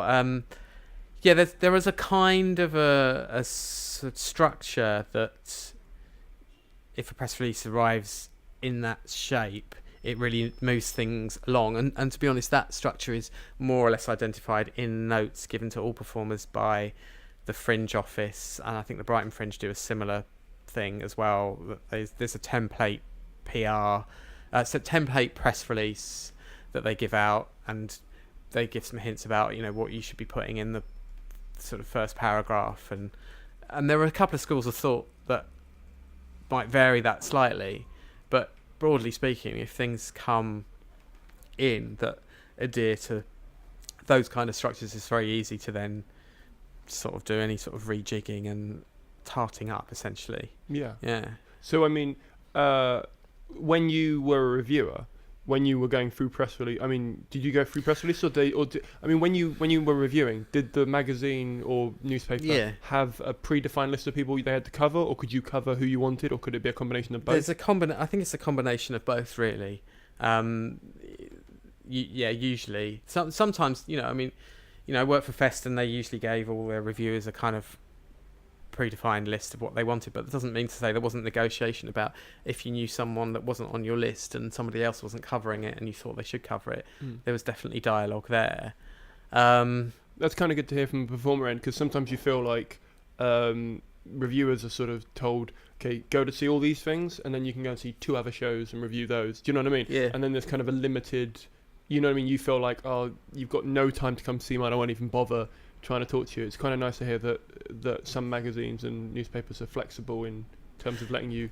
I mean, obviously not all of them. They're not able to do that, and that's their media. But if you've been writing for them for a long enough time as well, then it's something, and you have sort of recommendations. Then definitely. I mean, they'll take a lead on that respect. As a PR person, are you allowed to have lead? Like, are you allowed to say to the newspapers, I've been told you're not covering this show that I'm dealing with. I think it should be covered because, as a former reviewer, or is that a conflict? I don't think I put it like that. No. All right, fine. I just think that you just have to kind of make the case. You have to make the case for the act and explain why they really ought to come and see the show. And you can't expect that they will cover everything, because they just simply won't. But that you'll still be on a regular intervals extolling the virtues of that show if you really think they're sort of missing a trick by not seeing it. They're not going to come and see everything on your roster necessarily, but there are going to be shows that you think, I think it'd be a bit silly to miss this, but you wouldn't be saying that in so many words. You'd just sort of be sort of highly recommending that they come and see it, and they might have seen that person before and have a link that you can mention. There's a way into it, that kind of conversation. There's always some kind of hook. If you can praise, I tell you what, there's a really good. This sort of answers the question about press releases as well, which is a tricky one because it's nice to have a good press release and a good image on it and a good title and it is as a calling card, but it isn't the be all and end all. If you've got a show that can be put succinctly into a particular a couple of sentences in terms of what the gist is, and it sounds, and the premise of it sounds funny, you're on a winner. I think it's a bit like writing a sitcom, and I remember that one of the women who was on the team of Seinfeld did a show in Edinburgh. I can't believe I've forgotten her name, but that's the way it goes in interviews, names escape you. But I remember interviewing her, so I had my journalist hat on, and she was saying that, Larry David and Jerry Seinfeld would always say that an episode would work if you could sum it up in one sentence and that sentence made you laugh. So similarly with pushing a show, if you can sum your show up in one sentence and that captures the imagination, it might make you laugh, but it at least captures the imagination, then that's really quite handy. Title and image obviously go sort of hand in hand with that too, but that in terms of the way that things move and the pace that people move at and the pace that they make decisions at, then those kind of things can be vital. Essentially, there will be times when subject matter or concepts of certain things just don't necessarily appeal. I mean, I'm sure that the whole Disney thing. I mean, I wouldn't classify myself as a Disney fan either, and I'm talking about Rebecca's show Disney Rascal, but I felt like a Disney fan after that. And that's the show that's very much about the pros and cons of Disney as well. But it's not something that, as a reviewer, I wonder how much I would have made an effort to go and see that. But I know that the people who did go and see it felt very rewarded by the experience. Obviously, I'd seen it a few times by then as well, so I knew that I could safely say to somebody, I may know what you're thinking about the whole Disney thing, but you have to suspend that. I mean, we've heard that a lot when people say, "Look, I know what you're thinking, but it's just there was no getting around it. That was what the scenario was, Yeah. Sometimes you have to just take the cliche and go with it. Yeah. I mean, so we talked about your fringe PR for quite a bit. Yeah. Do you do, because I know you've already published a book as well called about a billion years ago, The Rough Guide to British Cult Comedy. Yes. Do you do PR for books as well? No, my only so far, maybe my only brush with the publishing world, cue gnashing of teeth, was The Rough Guide to British Cult Comedy, which came out in 2006, and it was part of the Rough Guide series of... the reason why it had cult in the title is they'd already done cult fiction and cult movies, and, so it's kind of unique in the sense that it was a kind of coffee table book on comedy just before the comedy boom, I think, and probably could have benefited from being a couple of years later. Right. But quite honestly, people would not get that kind of information from a book now. Like Bruce Desso writes books about he wrote a book about comedy scandals recently, and he writes books which kind of talked about a range of comedians under a particular theme, and is that the London Evening Standard? Yeah, he's the Standards critic. Yeah, and because I was talking to him an hour ago. We've got him on in a week. So lots of books. He's done tons of books, and that's the way you can write books about comedy now, if you do them under a theme. But the way that The Rough Guide was done was a kind of coffee table compendium. It's just, with all the online content of comedy, it just wouldn't be worth doing a book like that, I don't think, again. It'd be nice to do an app or based on it or something like that. There's enough stuff filling that gap. That really kind of what's the word? It kind of belies the need for actually having that. Sorry, do I pick up my water? For having that kind of book. I mean, I'm really glad I did it. It really honed. I did it very early on in my comedy career because I started writing about comedy in 2003, and I was writing that book by about 2004. It came out in 2006. It meant touching base with a lot more people, getting to know a lot more about the industry.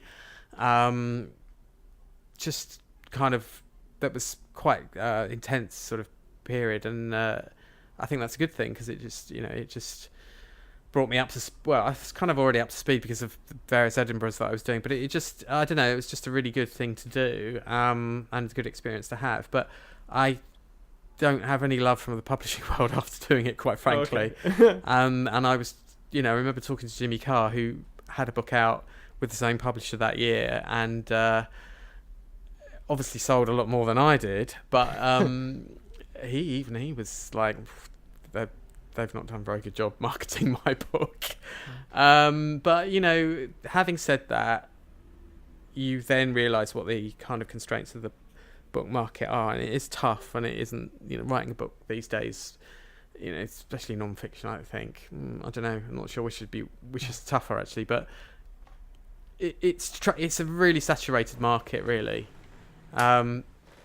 So but I mean, what a great thing to do, what a great opportunity to have. I mean, I mean, I don't want to be sort of I don't want to be churlish about it, apart from the fact that I felt like I was a one-man band running around town trying to publicise it myself. Yeah. Not that I'm like bitter or anything, or have that kind of Steve Martin thing where someone says cleaning woman, I go completely ancient.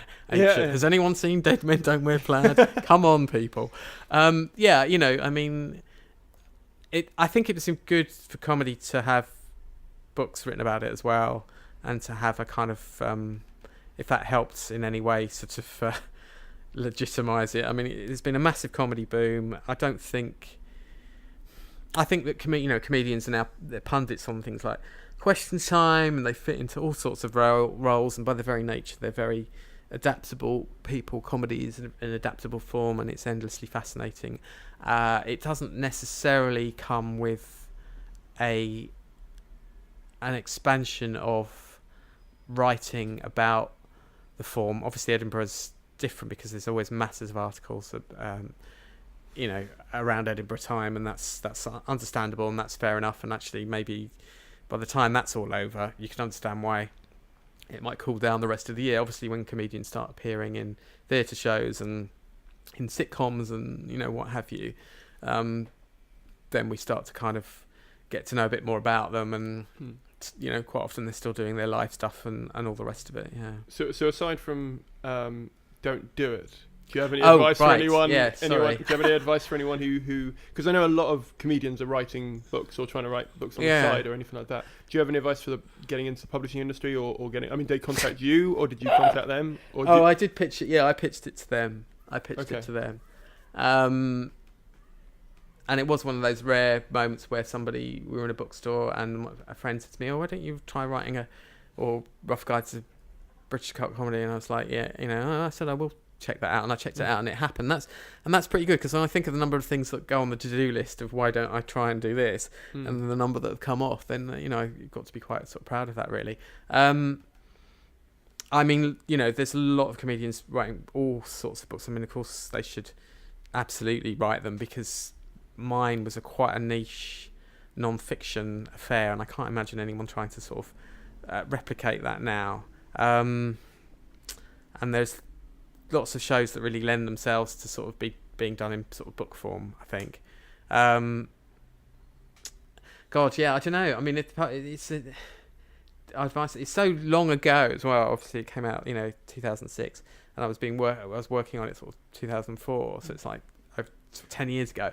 It's already quite a lot of advice. You don't have to. Don't feel pressure. I mean, in terms of. But I certainly wouldn't discourage anyone from writing a book. I mean, my partner writes fiction books, and and I'm thrilled, and she's got a great agent, and I know that publishing isn't the devil's work. It's just that I do have a particularly sort of You've got you've had a less than positive experience with it, so that's kind but of. then I think it's expectation. It's maybe this is good. Maybe this is a sort of bit of good advice that can come from all this, because it's about expectation. I mean, I was told that it would sell, and actually, quite frankly, under my terminology of selling, it definitely did not reach that terminology. So I was, not happy about that. Thank God it's so long ago that honestly, Vix, I really don't care. It's just the fact that, if you have a certain amount, if you have a sort of expectation of that, then actually during the process, I kind of realised, when you look around at what other titles are doing and the throughput of books and what's coming out and what the competition is and where all the marketing is and all what big tables are groaning with, comedy biographies and all the rest of it. I mean, it becomes a bit more of a no-brainer, and you're just sort of thinking, well, I don't know why I had that partly you're thinking, I don't know why I had those expectations, and partly you're thinking, I don't know why nobody disabused me of having those expectations. I know what you mean. I mean, I'm thankful that my publisher is just very down to earth. And very much, this is what we project, this is what we're probably going to get, this is what we're extrapolating based on other, titles, all this kind of stuff. And they've kept my expectations quite good, but not low, is the best way of explaining it. And I'm really happy about that. I mean, if it goes up, I'd rather, you know what I mean? What I should say is that it hasn't stopped me having ideas for... I've sort of, doodled with things like TV treatments, and I've also doodled with book ideas, and that, got one book idea that an agent was interested in. It was a co-author thing with another comedian, but they had another agent for something else. There was a bit of a problem, but it was a really good idea. Using comedy as a kind of way of illustrating a particular subject, and it got me quite excited, and it did, and I think my previous experience wouldn't stop me from kind of resuscitating that in the future if there was ever a kind of an opportunity to.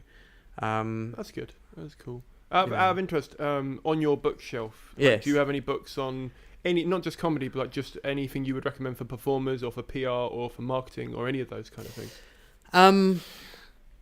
Right. Now, that's a good question. I mean, a slightly touchy. As soon as you ask that question, it always just what makes me think of the question of, do you need to study to be funny?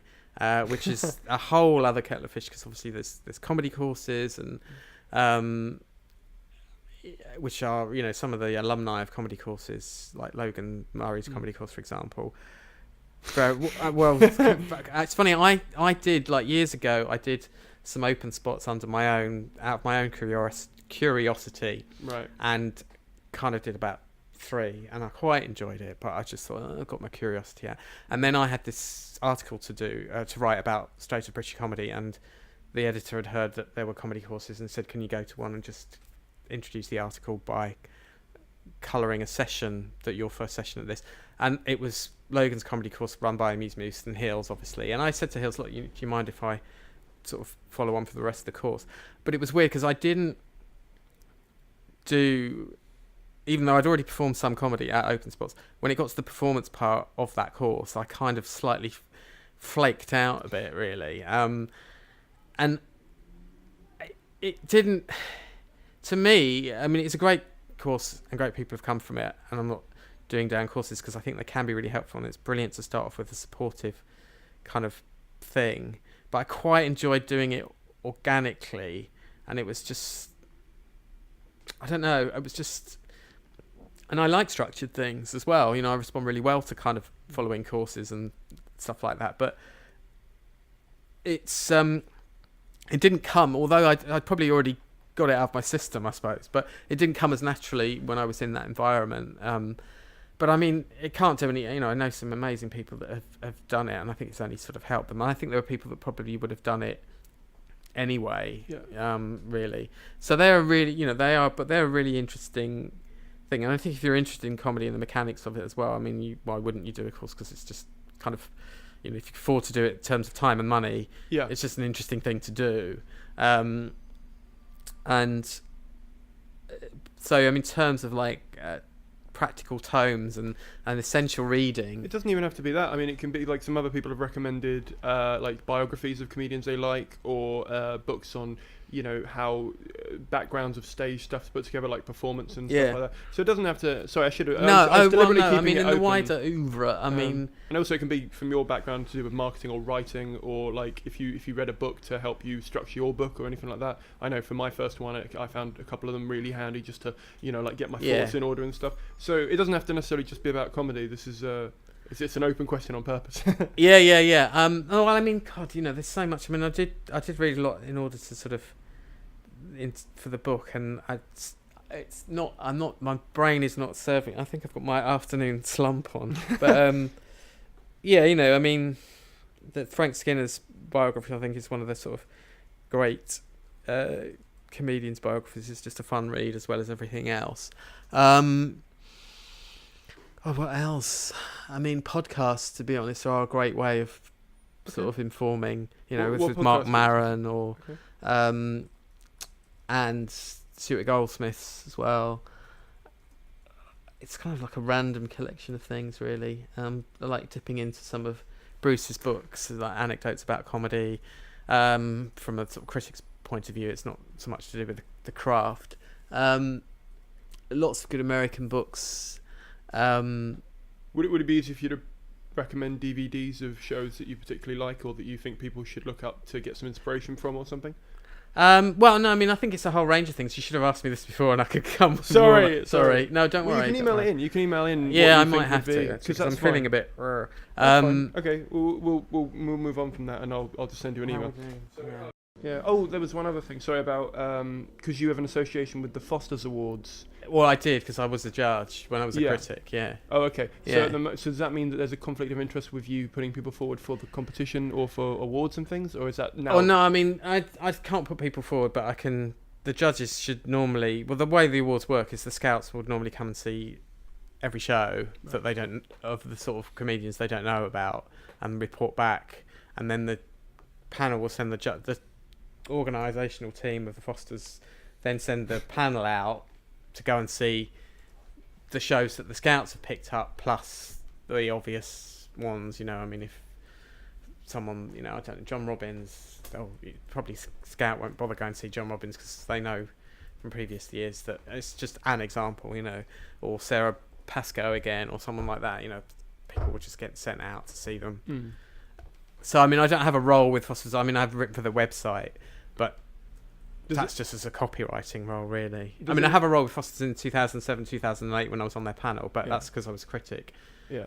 And now it's like I write sort of copywriting for their website, but I don't have any, You can't be a judge now. I'm not. I would never be a judge or anything like that. No. Okay, because I know you judged other competitions before. Yeah, and you can't do that. Then now, I don't know. I mean, if I was asked to do the new act of the year, and I said to them that I couldn't because I said to them, at the time I said, but I'm not a critic anymore. I'm a PR. If you still want me to judge, I'm happy because none of my clients are actually on the list. But actually, one of my clients is now on the list, so that would definitely be out.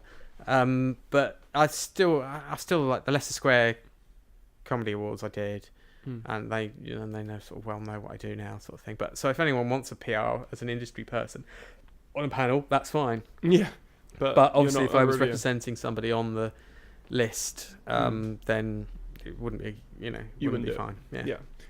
So what are your thoughts on media stunts during the Fringe? Actually, that's one of the elements that we didn't talk about. I didn't mention when we were sort of going through stuff with the acts in terms of their potential for features and ideas and things like that. And one of the things that we can discuss is some form of stunt, and that takes a bit of planning. So the sooner the better to get underway on that. And I'm trying to think of a good example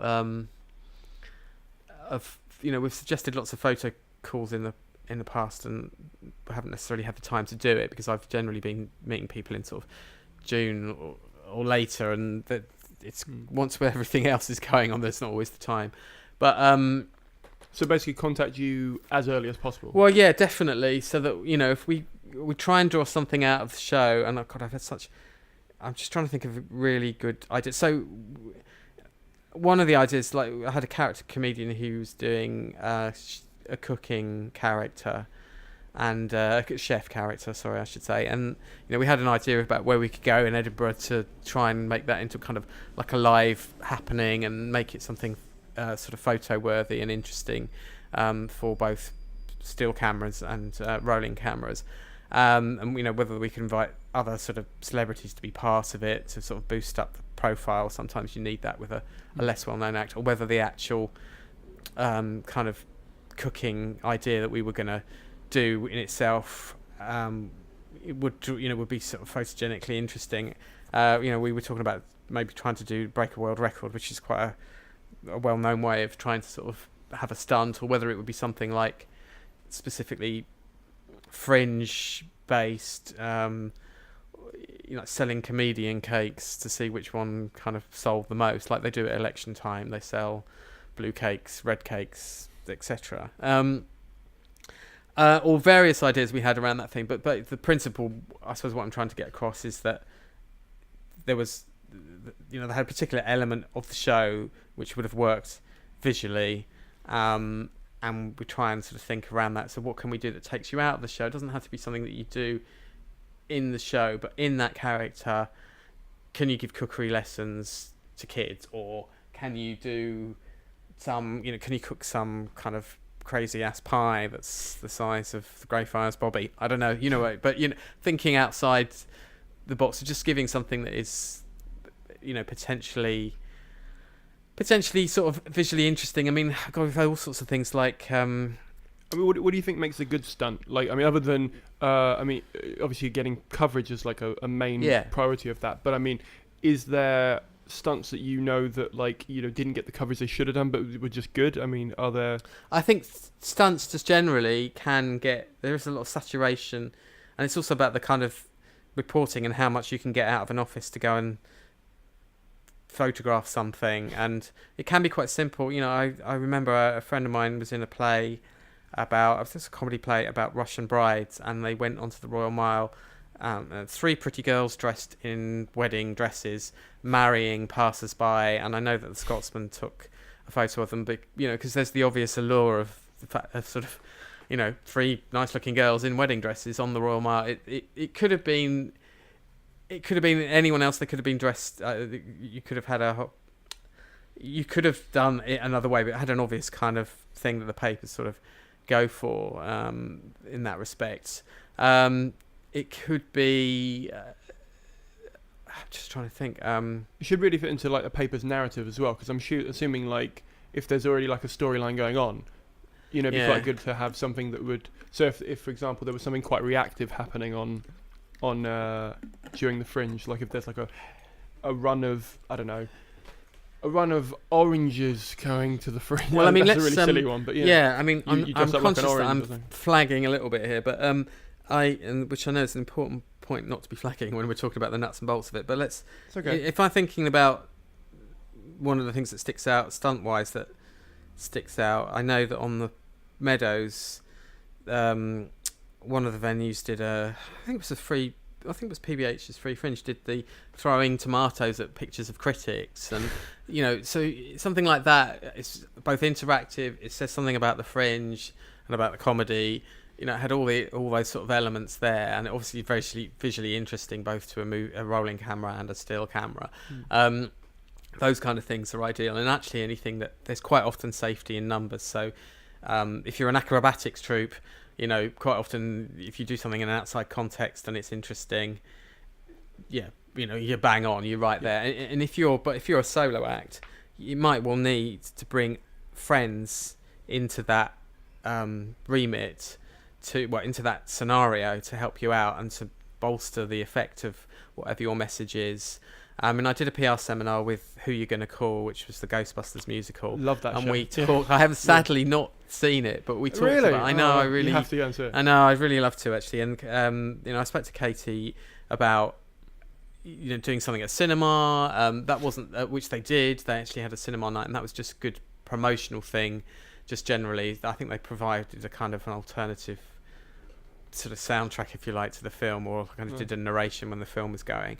And they did that quite early on in the Fringe. They did it at the Picture House or the Film House, I think. Nice. And that was a really good, even just generally kind of getting at bars and inviting people along and just as a happening. But as more of a press stunt, we talked about things like invading other people's shows or, again, that's still word of mouthy. That's not necessarily a kind of photo snap off. But there were various kind of contexts in which that could have, they could have invaded the... you could pre-arrange this, but they could have invaded the Scottish Parliament building, or probably not in August when nothing's happening, but something like that. You stunts can generally, you can have things that are more off the cuff and spontaneous, but if you're trying to capture a moment and make sure that somebody's there to capture it, there's an element of premeditation, I think, to some extent. I think it's really important to do them. I think to anticipate the other question about Markham Hardy Awards, that's really good because it carries the spirit of the Fringe, and it rewards people for thinking outside the box and doing things that are different. And I think that's really important for the Fringe. It's a really good buzzy thing to do. It doesn't always get the kind of press splash, but it can sometimes give you a kind of... I find it's more for comedy lovers, those ones. I feel yeah, you know what I mean? But I mean, like the cunt and the gang stickers and all the rest of it. I, because of the nature of it, I don't know how widely it was reported. There was certainly a reasonable amount on the internet, so things do get round in that respect. And I was, but it was also a kind of buzzy thing between people, and people were talking about it, and you had stickers around, so your curiosity is naturally drawn to. I want to go and see the show that has this symbol and find out more about these people. I want to know who the cock guys are, basically, is the question running through mine. So there are guerrilla things like that, that can be done. And I think you've got the time to put towards it, and you've got a good concept of what you're doing. And it says something about your show, but as also says something about something else, then that's... I'm just trying to think of a kind of hard and fast sort of example, but it's basically something that exists outside of the show and draws people into curiosity about the character, but was also fulfilling some kind of other narrative. And like a challenge, quite often it could be based around a challenge or something kind of goofy. Like Spencer Jones had a clown character, and the show was about him being in his own house, which had been in a massive state because the builders were in and they were literally moving house, and they had all this building equipment around him, so he was playing with building equipment and God knows what else. So you could have had him doing some kind of outdoor challenge with building related and stuff like that. These are things that the longer they're thought through beforehand. He was going to do, I told you what we're going to do with Spencer as well. He was going to bring rubble from his house and put it into like little kind of, he was going to either like put it into plastic sachets, or we were just going to get bits of bric-a-brac that would have come from the house, like literally bricks or like light fittings or something like that, and he was going to give away those sort of things at the end of the show, so you could literally take a piece of the show away with you, which would have been a really fun thing to do, but it involves transportation of said items and storage of said items. Yeah. So there is an ambition level there as well to sort of counter, or to take into account, I should say. And then Russ Mulligan, I looked after his debut, and he was at the festival this year, and one of the things he wanted to do was set up a food bank at his venue, and because he was doing a lot of political comedy and what have you. And again, it's not something that, it was one of those ideas that was floated but didn't necessarily materialise because there was just too much other stuff going on, but it's, and also we were talking about it in June, and quite frankly that that's not quite always close. Yeah, that's quite close when you've got other things and your mind's focused on honing the show in preview season, which is in July.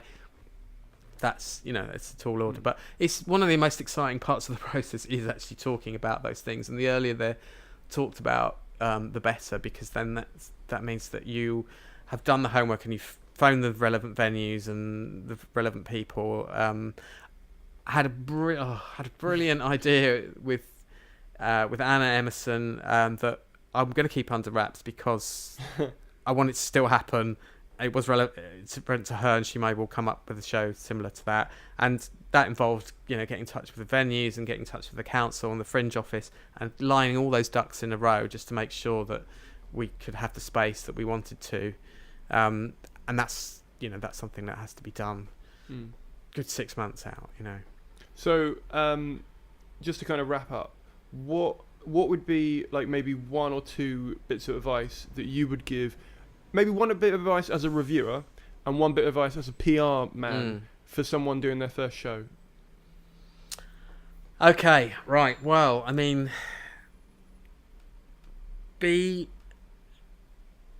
shop around, do the homework and the shopping in the sense of come to Edinburgh beforehand. Let's assume that that's obviously what this person has done. They've come to see what's on offer, and be confident in thinking that the show says the best about your abilities that it possibly can, that it's saying something different. If you want it to say something different, I guess there's no rule that it has to, but that people will take away with it something that they will talk about afterwards and engage with. That's essentially what you're aiming for.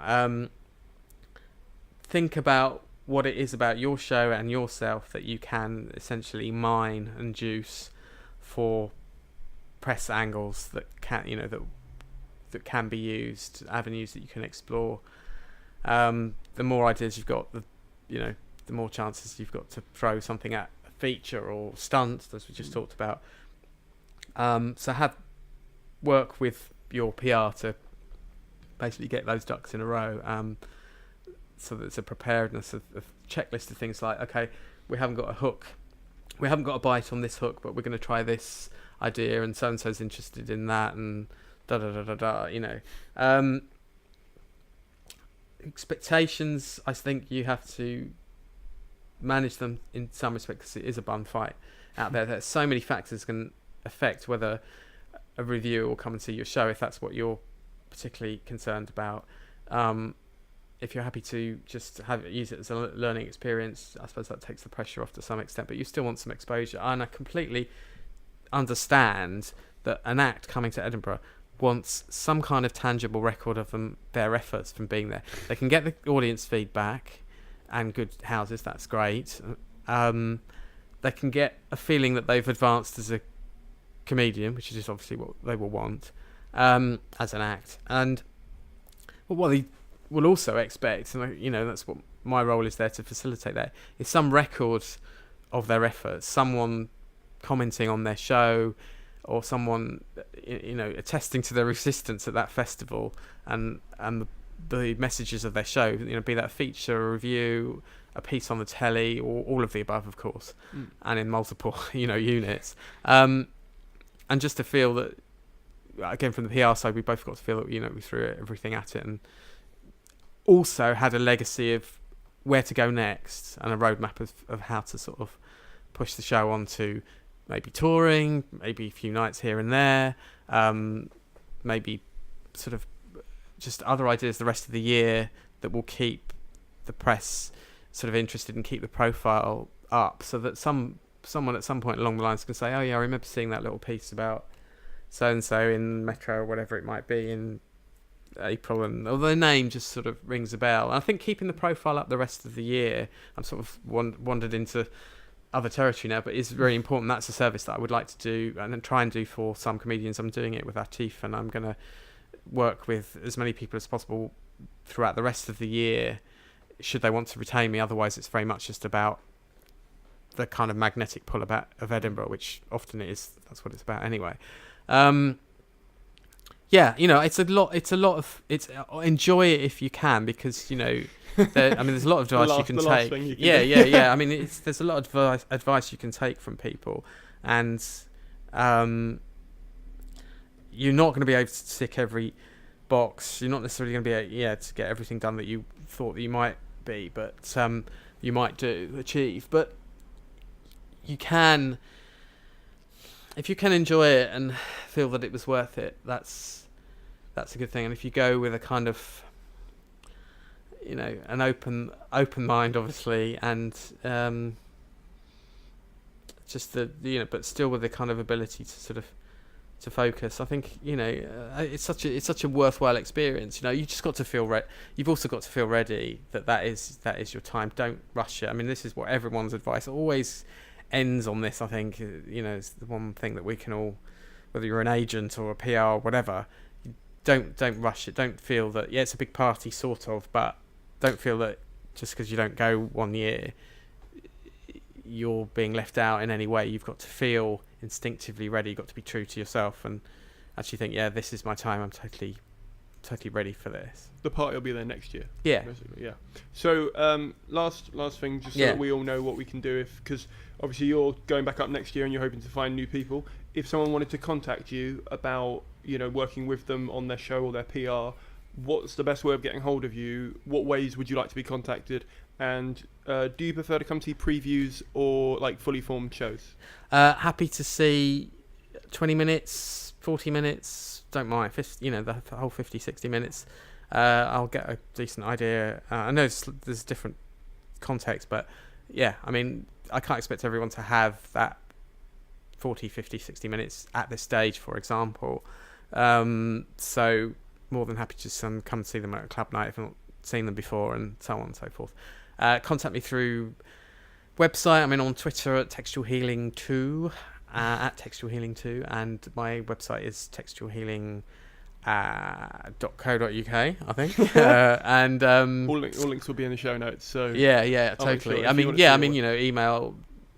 Email, text, phone. Cool. And I'm okay to put your personal email. Absolutely, on there. Okay. All those details. So that'll be there. Well, thank you very much for coming on. It's been lovely to have you. Oh, cheers. Thanks very much. Right, I very much enjoyed it. That was Julian. I hope you all got something out of that. I found him delightful to chat to, and he's so earnest and learned about everything to do with journalism and reviews and writing, but also obviously he's got a lot of experience with PR people from both sides of the fence, as we talked about. And it's just interesting to talk to someone who has that frame of reference. I think most of us, most of the audience here who are performers, probably only have a very limited scope of what it's like to be a PR person or a reviewer. And often reviewers are seen as sort of the evil eye looking over our work, kind of a tutor peering down over us, like making sure we're doing the right work to what they think it is, whereas in reality he's just a person, and he's quite a nice guy, and if he doesn't like something, it's his job to tell us that he doesn't, and hopefully he enjoyed this. He seemed to, so that was lovely. Our next guest is either going to be Bob Slayer, who runs the Heroes of the Fringe, who he's been talked about quite a lot in the first 3 episodes of the podcast. He's also a comedian. He also used to manage bands, and I'd love to talk to him about what that entailed and why he doesn't manage acts and things like that. Or it's going to be John Fleming, who is a daily comedy blogger and has been forever, basically. He also organises the Malcolm Hardy Awards, which is something that we talked about in this podcast a little bit, and I think it'd be really fun to talk to him about what constitutes a winner for that, how to get nominated for that, how he got involved with that, and also he writes a lot of books. Other confirmed reviews that I can tell you about, just so that you have a little bit of an update. We've got The Londonist coming down. For those of you who don't know, The Londonist are a reviewing and listing magazine based in London, who we've got their theatre critic as well as their comedy editor coming down for sort of an in-between-isode, which is what I'm calling episodes that are shorter than this. It's probably going to be about an hour, 40 minutes long. We're going to talk about, what it takes to get listed with them, what they look for in an act to cover, as well as what they review and why they review, and everything in between. We've got Lisa Edwards, who is a literary agent at Carlton Books. A little bit of a change up for the podcast for that one. Essentially, it's becoming a bit comedy-centric, which I know is what a fair number of people who listen to this are, but I know we're also writers, technically, because we all write stuff. And I know that a large number of people are interested in writing for TV, other comedians, books, radio. I've already said that, but hey. And I think so. I'm going to get on some literary agents, starting with her. I'm quite excited about that.